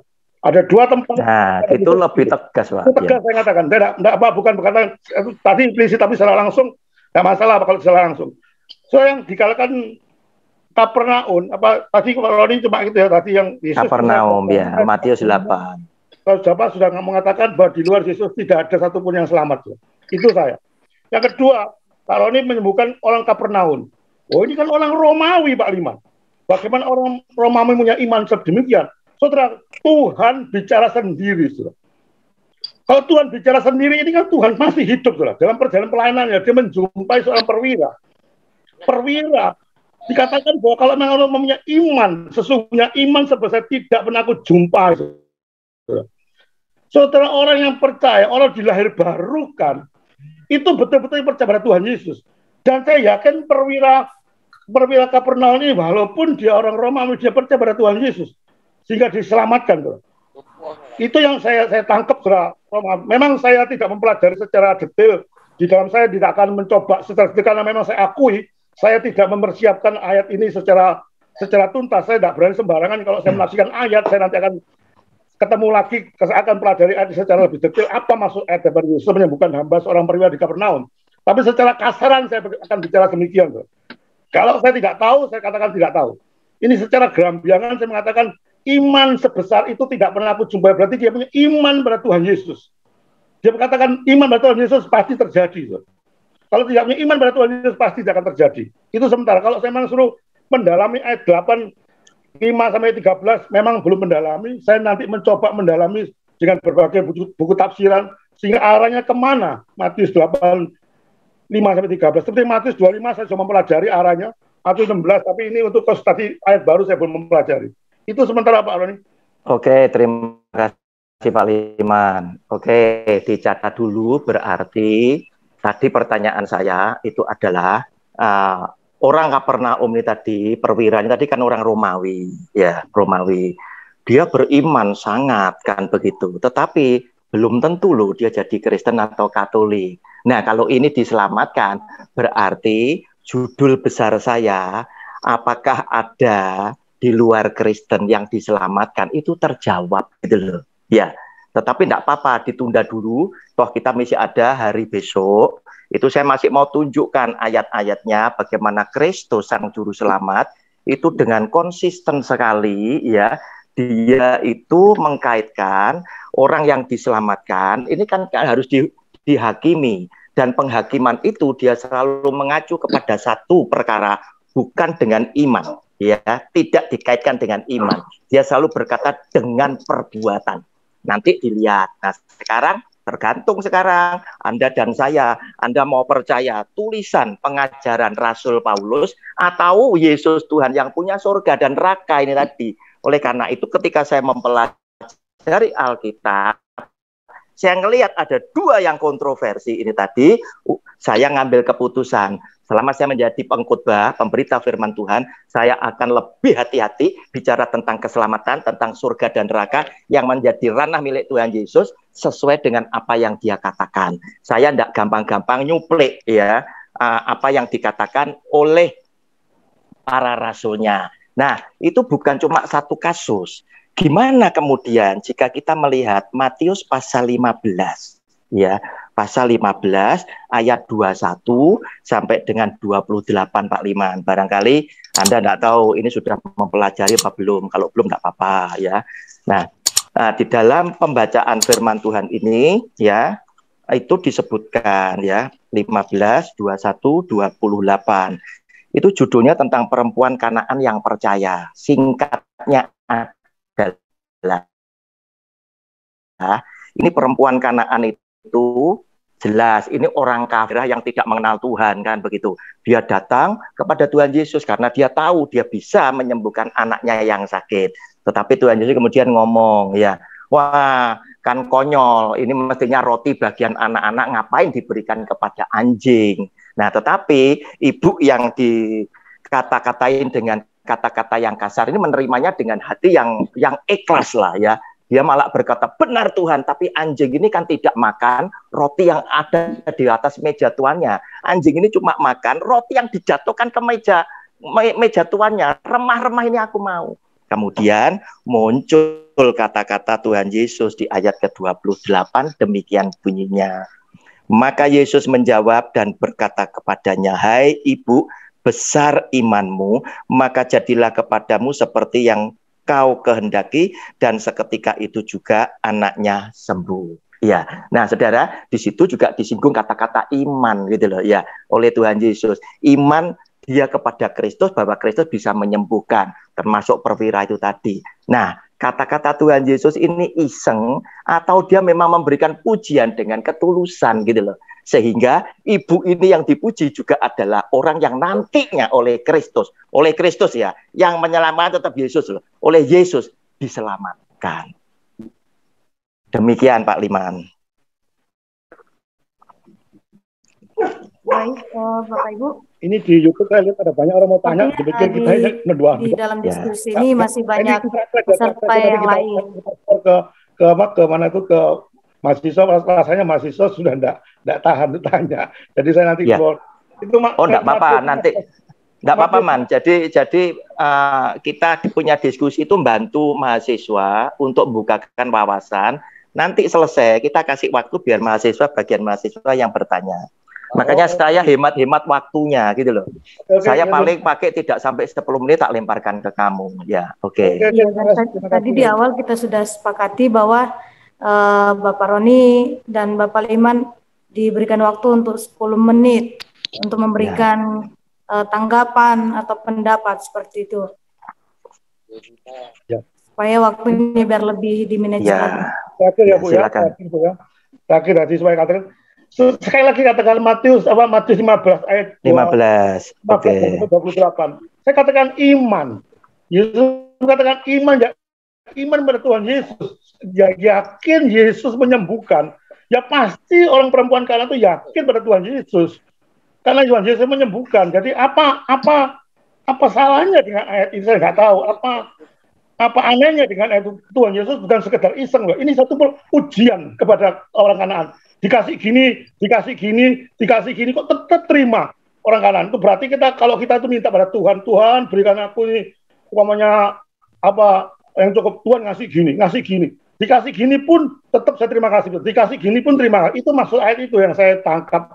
Sehingga Yesus pada waktu terakhir, imanmu besar. Berarti perempuan Kanaan itu punya iman yang kuat pada Tuhan, walaupun Tuhan mempunyai kata-kata yang cukup kasar dalam tanda petik. Ini ujian, bukan untuk beda ujian dengan pencobaan. Saya lihat pencobaan itu dari setan, ini ujian dari Tuhan. Ini diuji perempuan Kanaan ini sehingga akhirnya mendapatkan happy ending. Saya yakin ini percaya ditujukan pada Tuhan Yesus Kristus, bukan pada yang lain. Itu Pak Roni. Oke, terima kasih. Maksud saya begini Pak Liman.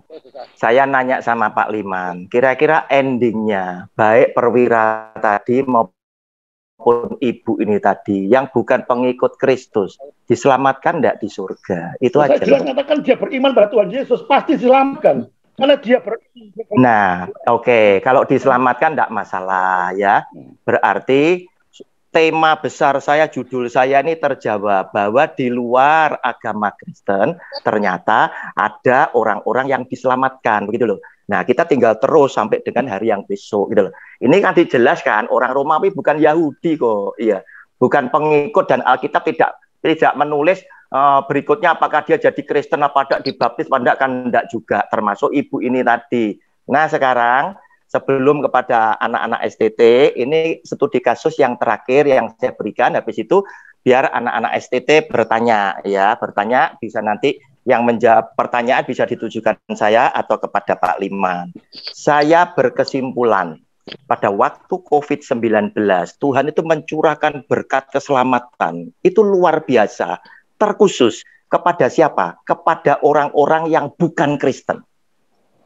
Nah, saudara silakan berpikir ya, siapa itu?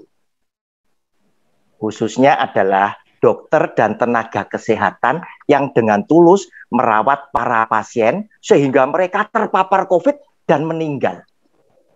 Ya, apakah hal seperti ini Pak Liman setuju?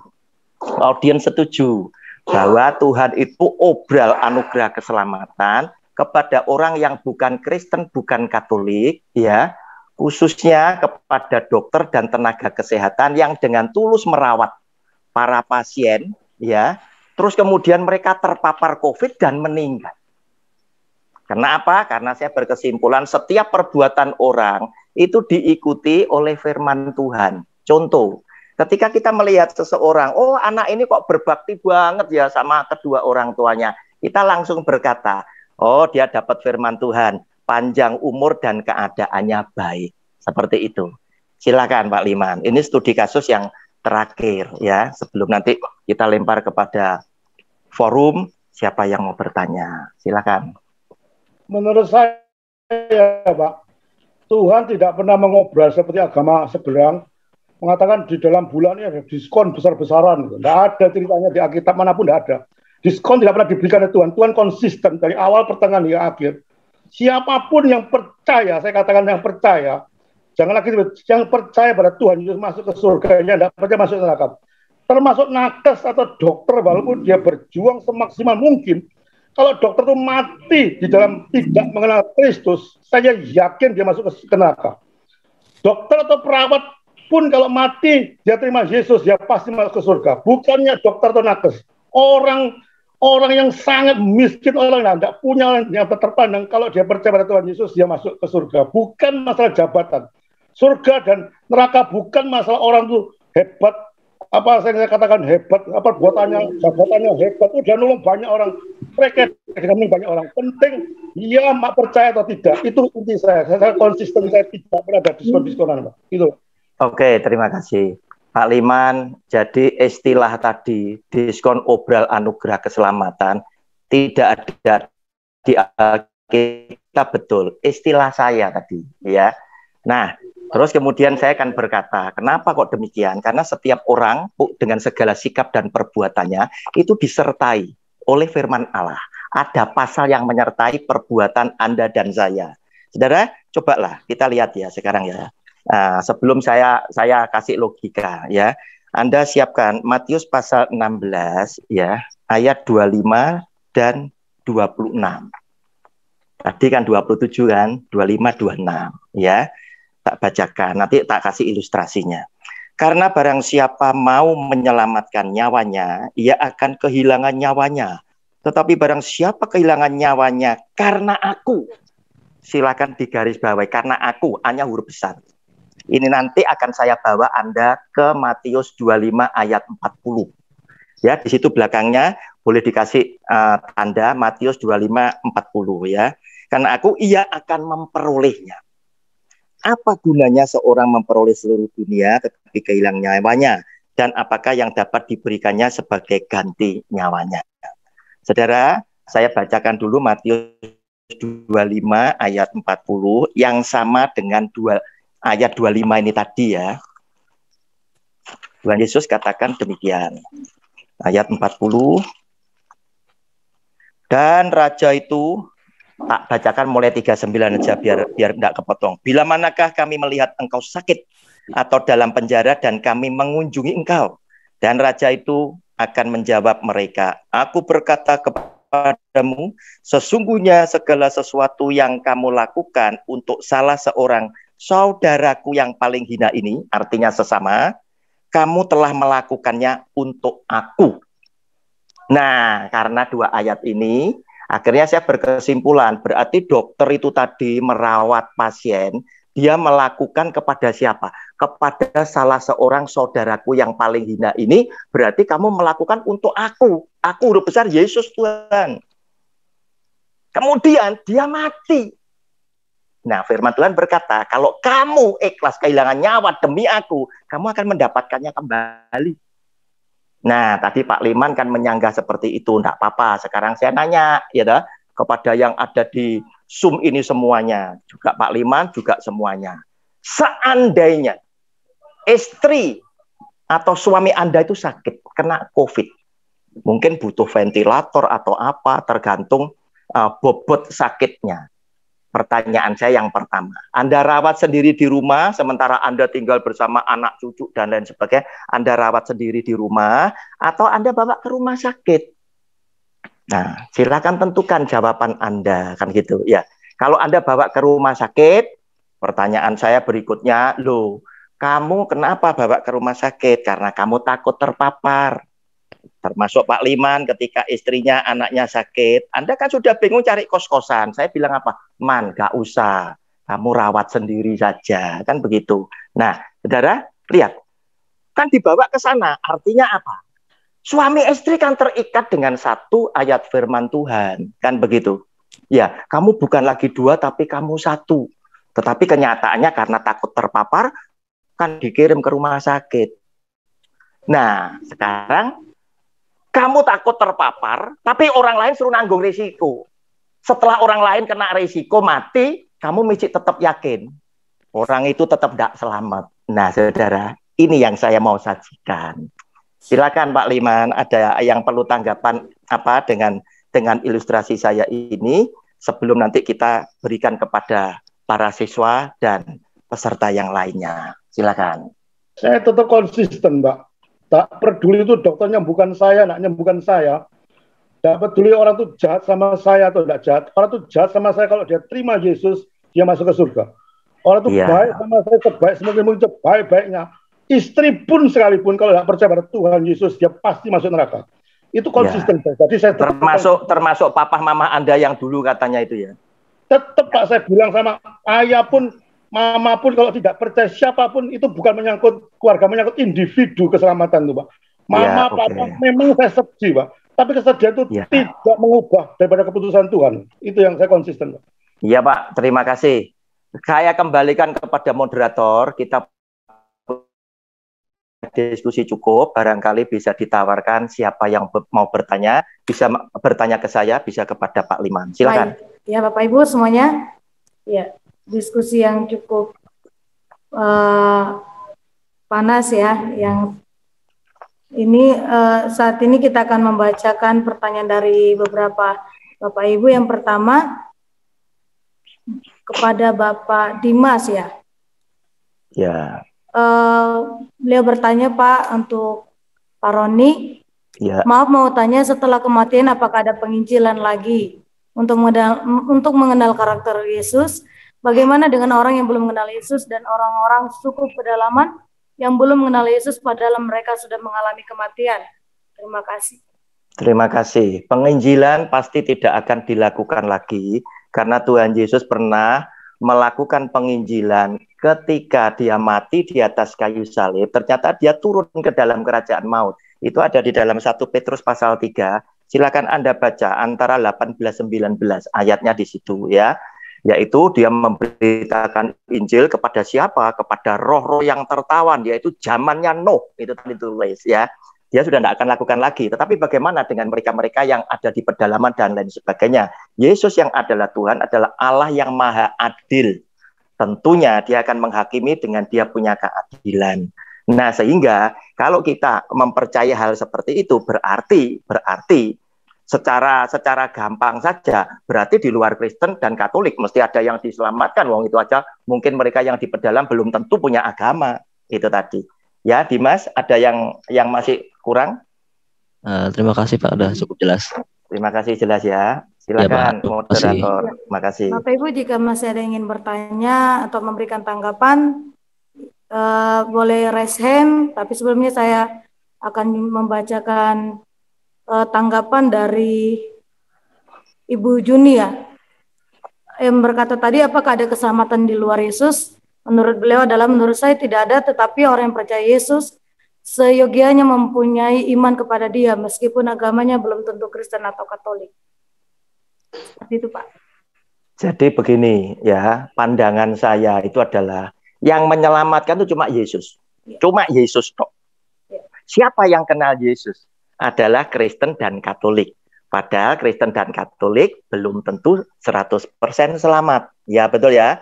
Nah, terus kemudian gimana dengan orang-orang yang juga diciptakan oleh Yesus Tuhan ini tadi, yang punya perbuatan yang menurut saya baik, bahkan saya tidak bisa lakukan seperti dia. Nah, saudara, ya, menurut saya Yesus Tuhan, juru selamat yang sama itu, juga mau menyelamatkan yang di luar sana.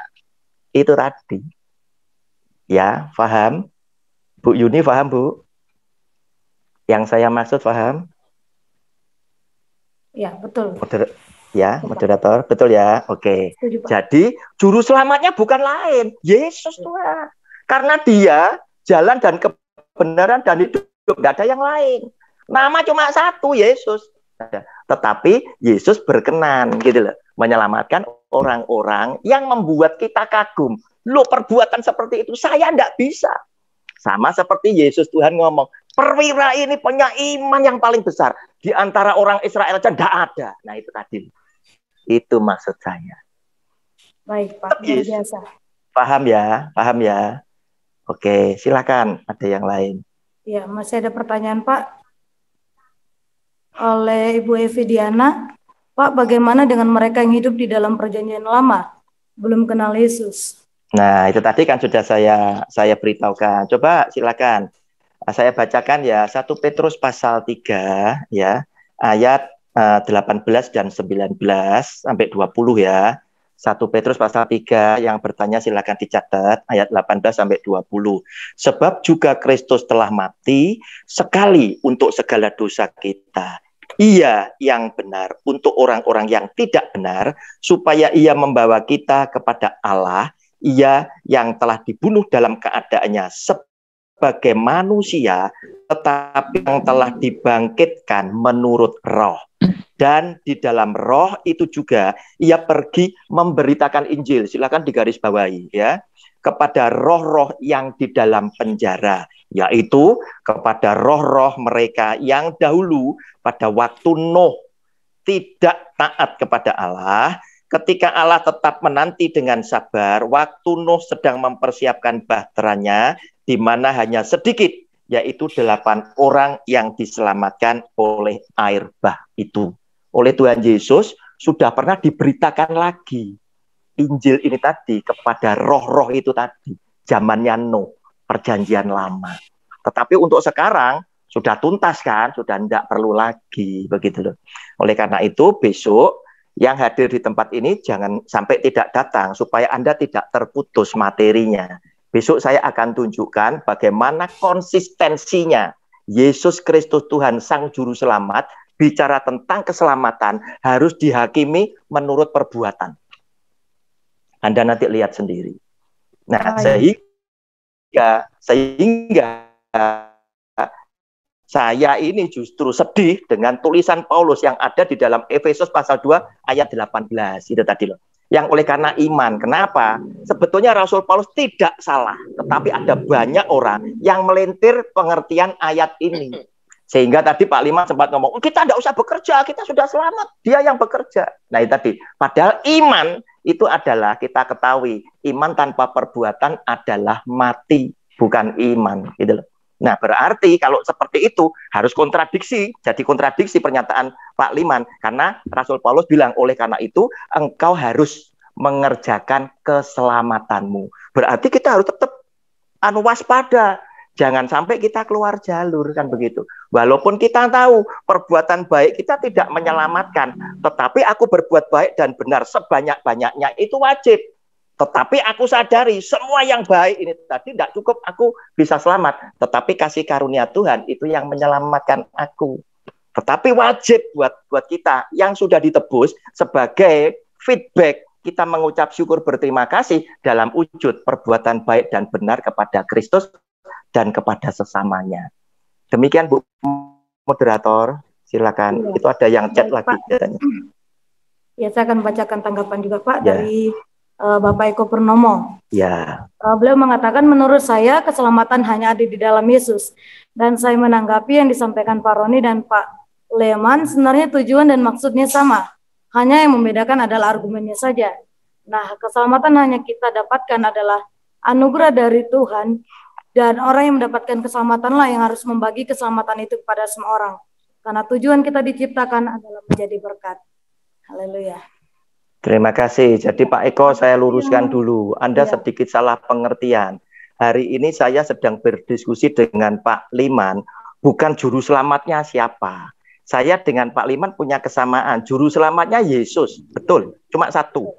Tetapi saya punya pandangan bahwa di luar orang Kristen dan Katolik, oleh Yesus pun yang punya perbuatan baik, yang punya iman istimewa seperti perwira tadi, menurut saya diselamatkan di surga. Pak Liman tidak bicara seperti itu. Pak Liman cuma bicara yang tidak percaya kepada Yesus itu tidak diselamatkan. Jadi yang diselamatkan cuma yang percaya. Oleh karena itu saya akan nanya tadi, gimana dengan perwira itu, gimana dengan ibu-ibu itu tadi, gimana dengan dokter ini tadi. Karena apa? Ini firman dari Tuhan Yesus loh, dia ngomong, kalau kamu melakukan apa yang kamu lakukan terhadap salah seorang saudaraku yang paling hina, ini kamu lakukan kepada aku. Dan ternyata dia terpapar dan dia mati. Yesus Tuhan ngomong apa? Jika kamu tidak sayangkan nyawanya karena aku, kamu akan memperolehnya kembali. Ini diakui enggak? Gitu loh. Nah, oke. Silakan Bu moderator, ada yang chat lagi. Saya menanggapi ya Pak moderator. Ya.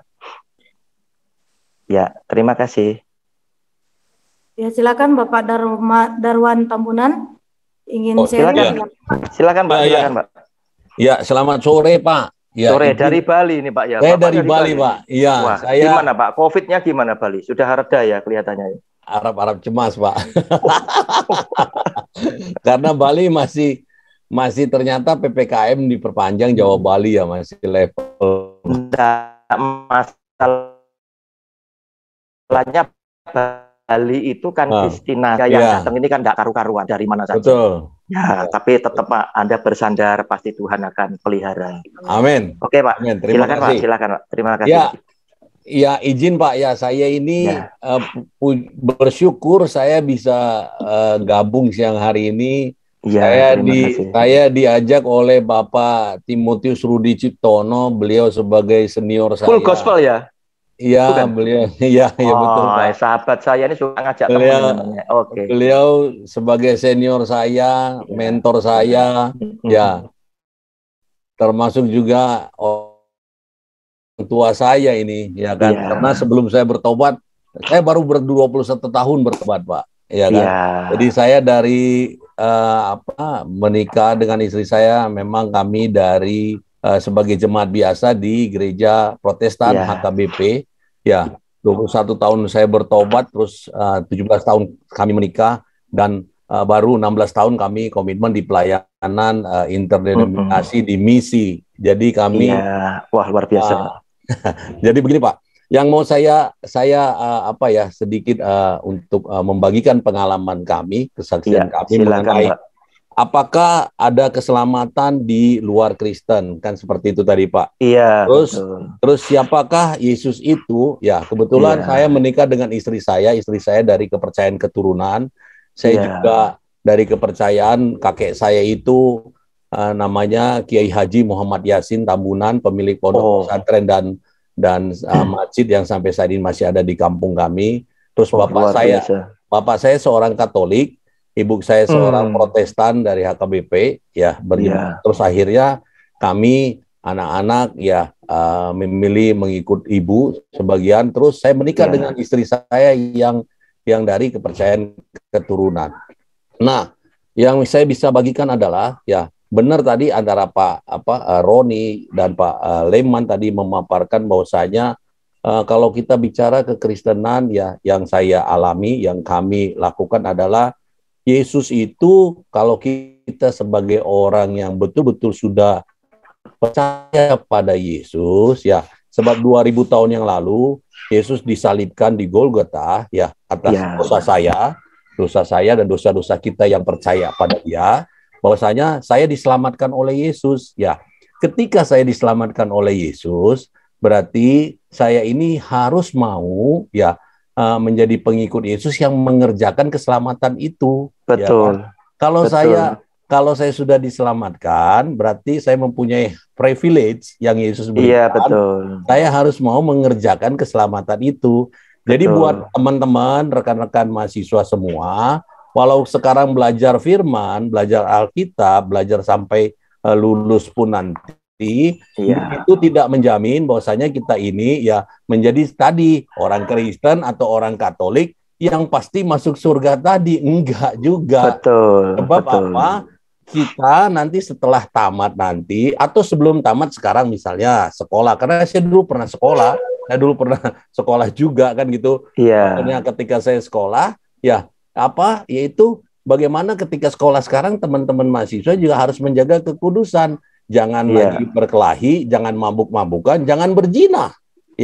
Misalnya, kenapa? Emang mahasiswa reguler atau mahasiswa teologi sekalipun ada nggak ancaman seperti itu? Itu kita nggak bisa menutup diri kita kan gitu, menjaga kekudusan. Terus apa? Privilege yang kita terima tadi apa? Iman kita yang menyelamatkan. Ketika saya sudah menerima iman saya Yesus sebagai Tuhan dan Juru Selamat itu, saya harus mau mengerjakan keselamatan itu dengan apa? Menjadi pembawa berita keselamatan. Ya, menjadi pembawa berita keselamatan. Begitu juga teman-teman mahasiswa nanti, ya harus mau, ya bukan sesudah tamat pun, sekarang masih belum selesai pun harus mau menjadi pembawa berita keselamatan itu. Dengan apa?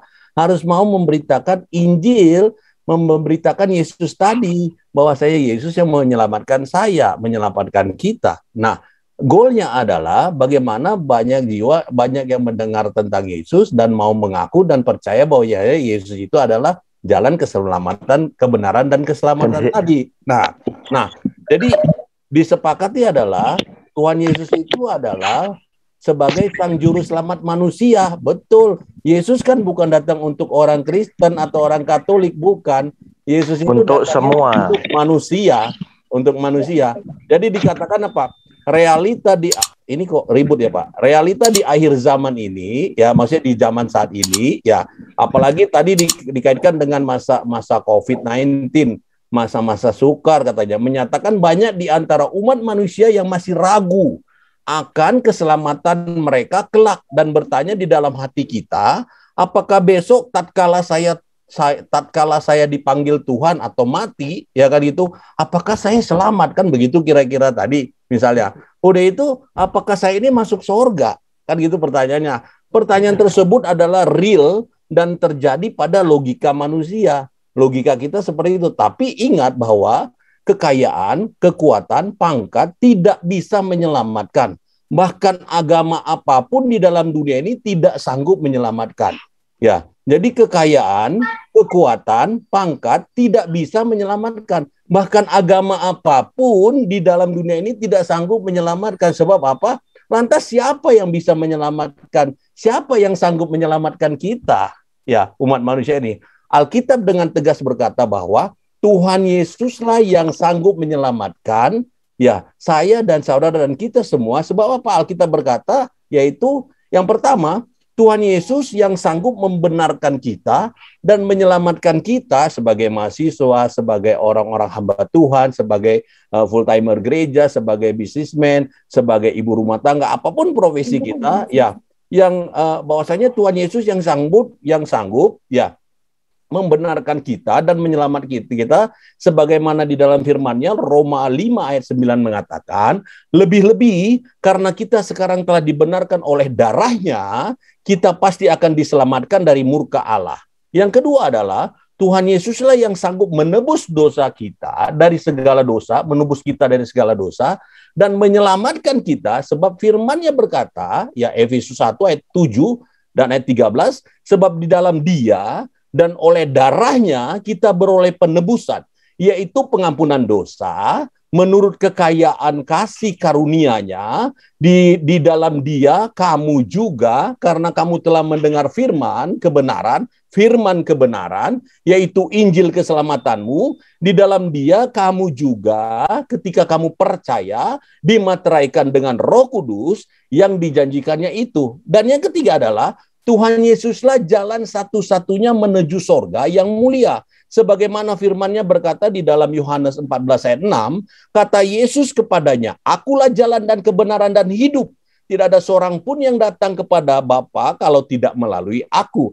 Jadi seperti yang poin yang keempat dikatakan apa? Tuhan Yesuslah yang diutus oleh Allah untuk menyelamatkan manusia yang percaya kepadanya. Sebagaimana firman-Nya berkata di dalam Yohanes 3 ayat 16, karena begitu besar kasih Allah akan dunia ini, sehingga Ia telah mengaruniakan anaknya yang tunggal, supaya setiap orang yang percaya kepadanya tidak binasa, melainkan beroleh hidup yang kekal. Jadi oleh sebab itu, mari kita sebagai orang yang percaya kepada Injil, yang mengaku sebagai Yesus Tuhan dan Juru Selamat kita, baik Kristen ataupun Katolik, ya mari kita sama-sama, ya, sebagai orang yang mungkin masih ragu akan keselamatan itu, ya, terus serta tidak ada jaminan keselamatan menurut pendapat kita, tetapi firman Tuhan dengan tegas menyatakan bahwasanya Tuhan Yesus sang juru selamat, ya, manusia di kolong langit ini, sebagai jelas di dalam Kisah Para Rasul 4 ayat 12 dikatakan, dan keselamatan tidak ada di dalam siapapun juga selain di dalam Dia, Sebab di bawah kolong langit ini tidak ada nama lain yang diberikan kepada manusia olehnya kita dapat diselamatkan. Maka dari itu percayalah dan terimalah Tuhan Yesus sebagai Tuhan dan Juru Selamat kita, dan benar-benar sanggup menyelamatkan kita dan menyiapkan surga yang mulia bagi kita. Sebagaimana tertulis Yohanes 14 ayat 1-4 dikatakan apa? Jangan gelisah hatimu, percayalah kepada Allah, percaya juga kepada Bapakku, kepadaku di rumah Bapakku banyak tempat tinggal. Jika tidak demikian, tentu aku mengatakannya kepadamu, sebab aku pergi ke situ untuk menyediakan tempat bagimu. Dan apabila aku telah pergi ke situ dan telah membawa kamu ke tempatku, supaya di tempat di mana aku berada, kamu pun berada. Dan kemana aku pergi, kamu tahu jalan ke situ. Jadi yang kita harus sepakati adalah mari kita mengerjakan keselamatan tersebut. Jadi kalau dibilang apakah orang yang ini, kalau selama dia tidak menerima Yesus sebagai Tuhan dan Juru Selamat, ya, dan bagaimana dia mau bisa mengerjakan keselamatan itu, bagaimana dia mau menginjil tadi, bagaimana dia mau menangkan jiwa-jiwa, bagaimana mau dia memberitakan kabar keselamatan itu, yaitu Yesus Kristus Tuhan tadi. Jadi tak kenal maka tak sayang, ya kalau saya sudah ditebus, diselamatkan, maka ayo kita mengerjakan keselamatan itu sebagai orang Kristen atau Katolik. Dan bicara tadi, kalau misalnya sakit penyakit apapun, masalah pun, tetap ya kita percaya ya, karena iman kita yang menyelamatkan. Iman kita yang menyelamatkan. Yakobus 5 ayat 15 misalnya dikatakan tadi mengenai orang yang sakit, ya, dikatakan dan doa yang lahir dari iman akan menyelamatkan orang sakit itu dan Tuhan akan membangunkan dia. Ya, jadi ya jelas bahwasanya iman kita yang menyelamatkan, dan Yesus Kristus itu mempunyai hak prerogatif kepada kita, dan ayo kita mari sama-sama mengerjakan keselamatan itu. Jadi siapakah Yesus itu? Yesus itu adalah Juru Selamat manusia, tetapi apakah keselamatan di keluar Kristen itu? Agama tidak menyelamatkan, tetapi kita sebagai orang Kristen atau Katolik, mari kita terima keselamatan itu, kita kerjakan keselamatan itu untuk hormat, puji, kemuliaan nama Yesus. Terima kasih, Tuhan Yesus memberkati. Ada Arwan, Tuhan Yesus memberkati. Baik Bapak Ibu, masih ada waktu kita sekitar 14 menit lagi. Ya Bapak Ibu, mungkin masih ada yang ingin menanggapi atau ingin bertanya. Silakan. Saya persilakan untuk buka mic-nya. Shalom. Shalom. Ya, Pak Huntal, silakan Pak. Oh, Pak Sagala, silakan Pak.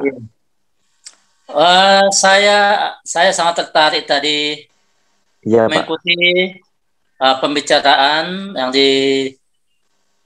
dipaparkan oleh Pak Roni dan Bapak siapa tadi ya? Pak Liman. Pak Liman, ya. Liman, ya. Nah, jadi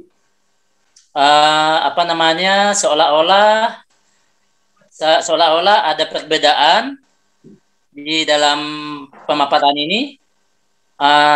Itu bagus saya lihat ya, supaya terbuka pikiran kita ya, supaya lebih tahu lebih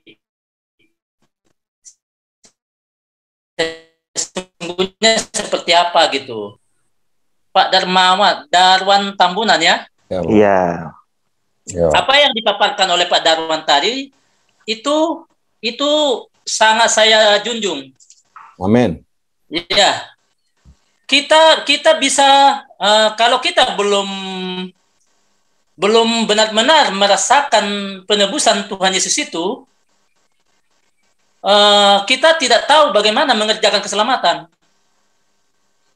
Tetapi kalau kita sudah merasakan penebusan Tuhan Yesus atas segala dosa dan perbuatan kita, kejahatan yang kita lakukan, hanya pribadi-pribadi lah yang tahu tuh.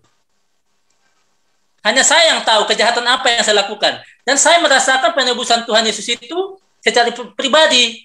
Dengan keselamatan yang saya dapatkan, saya merasakan akan binasa kalau Tuhan Yesus tidak menyelamatkan saya dengan secepatnya. Jadi, dengan merasakan, dengan meyakini, dan perubahan-perubahan dalam hidup saya mengerjakan keselamatan seperti Pak Darban Tambunan tadi menjelaskan.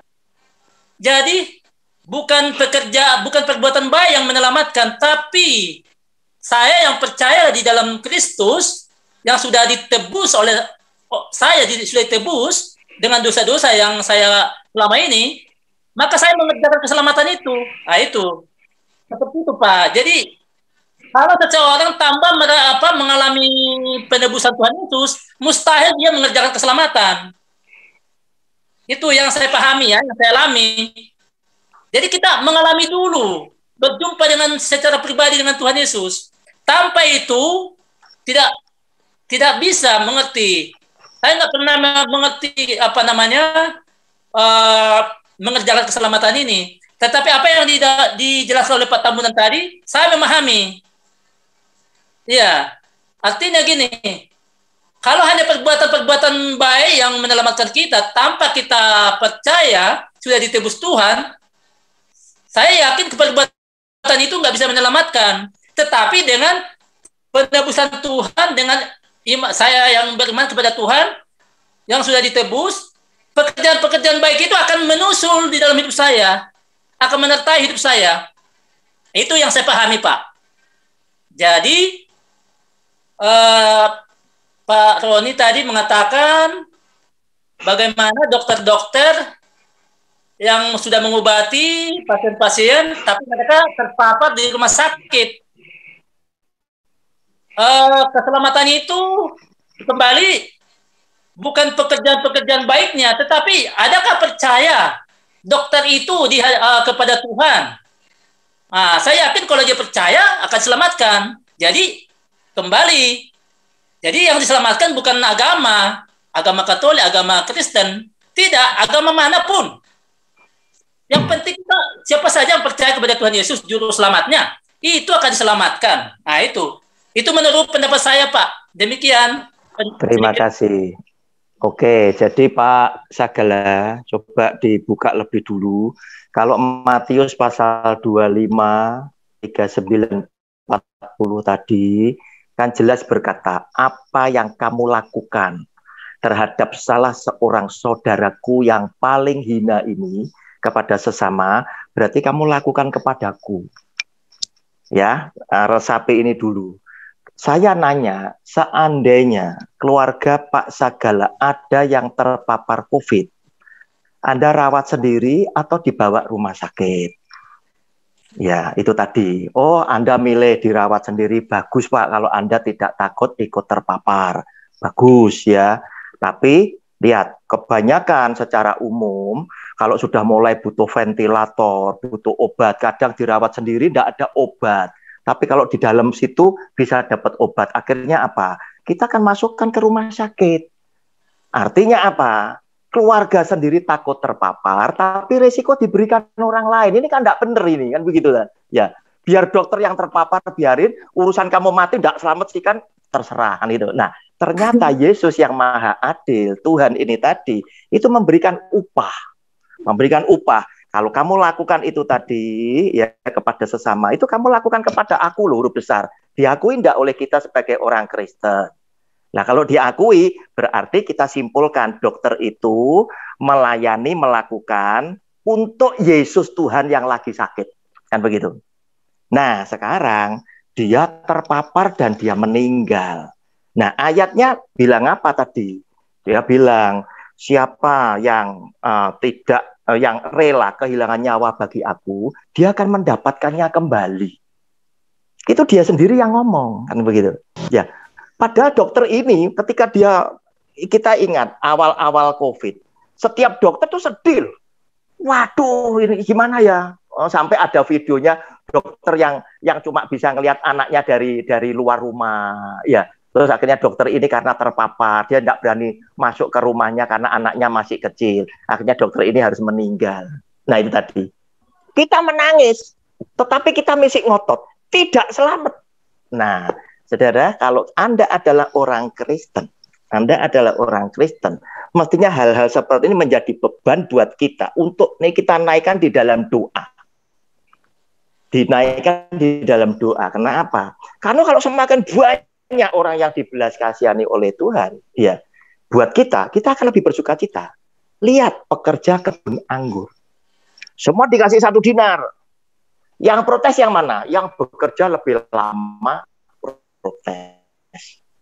Anggaplah pekerja semua ini, ya. Anggap itu orang Kristen semua, sudah. Seperti Pak Liman tadi, Matius 25 itu orang Kristen semua. Ya, ini pekerja anggur orang Kristen semua. Kemudian dia berkata, dalam tekanan ini tadi dia berkata, loh, kenapa kamu harus protes dengan aku? Karena yang baru saja datang tak bayar juga 1 dinar sama. Bukankah aku berhak memakai apa yang aku punya? Kenapa? Kamu iri hati atau karena aku murah hati? Nah, tekanannya di sini. Sehingga kalau Yesus Tuhan, juru selamat yang satu ini tadi, kemudian menggenapi apa yang dia katakan sendiri, bahwa dokter itu dan tenaga kerja tadi, ya, yang sampai mati, anaknya jadi yatim piatu dalam kondisi masih sekolah, terus oleh dia diberikanlah keselamatan karena berkeberatan jika hak prerogatif itu ada di dalam tangan Tuhan. Sebab setiap orang berbuat, saya tadi katakan, selalu saja ada ayat yang menyertai. Begitu Pak Sagala ngelihat anaknya Bapak itu rajin sekali, Bapak langsung berkata, dia kena firman Tuhan apa? Tangan yang rajin bisa kaya. Demikian Pak Sagala, terima kasih. Baik Bapak Ibu, waktu kita 5 menit lagi. Wah, habis ya. Iya Pak. Kita akan dalam diskusi pada hari ini, ya, kita akan menyimpulkan bahwa keselamatan itu hanya ada di dalam nama Tuhan Yesus Kristus, ya. Dan kita yang diselamatkan, sudah menerima karya keselamatan itu, mari kita senantiasa mengerjakan pekerjaan baik, lakukan apa yang seperti Tuhan Yesus telah lakukan dalam kehidupan kita, dan kita mengerjakan karya keselamatan itu dalam kehidupan kita senantiasa hari lepas hari. Ya, Bapak, Ibu, terima kasih buat waktunya. Terima kasih buat tambahnya Pak Roni Sono, Pak Liman Handoko, yang telah memberikan pandangan-pandangan, yang telah melakukan diskusi ya pada siang hari ini. Tuhan Yesus memberkati. Baik, sebelum kita mengakhiri pertemuan kita, diskusi kita pada siang hari ini, nanti doa penutup saya serahkan pada hambanya Bapak Roni Sono. Mungkin Bapak Ibu yang ingin bertanya, ya silakan untuk pertanyaannya disiapkan untuk lebih banyak lagi untuk besok hari. Saya percaya jika hari ini kita sudah berdiskusi dengan penuh antusias, saya percaya esok hari juga kita lebih antusias lagi.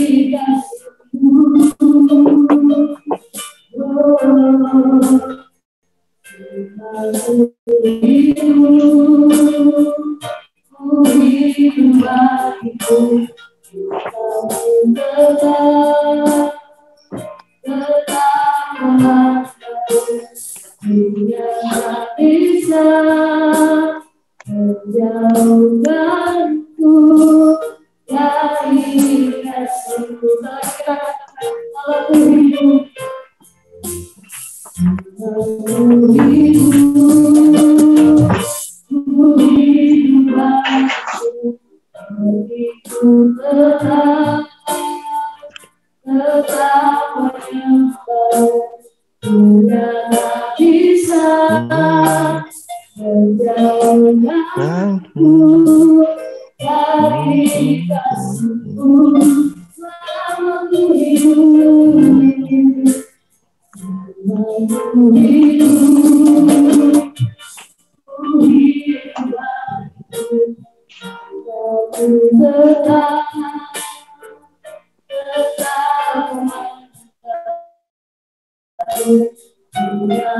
bisa menjauhkanku dari kasih-Mu.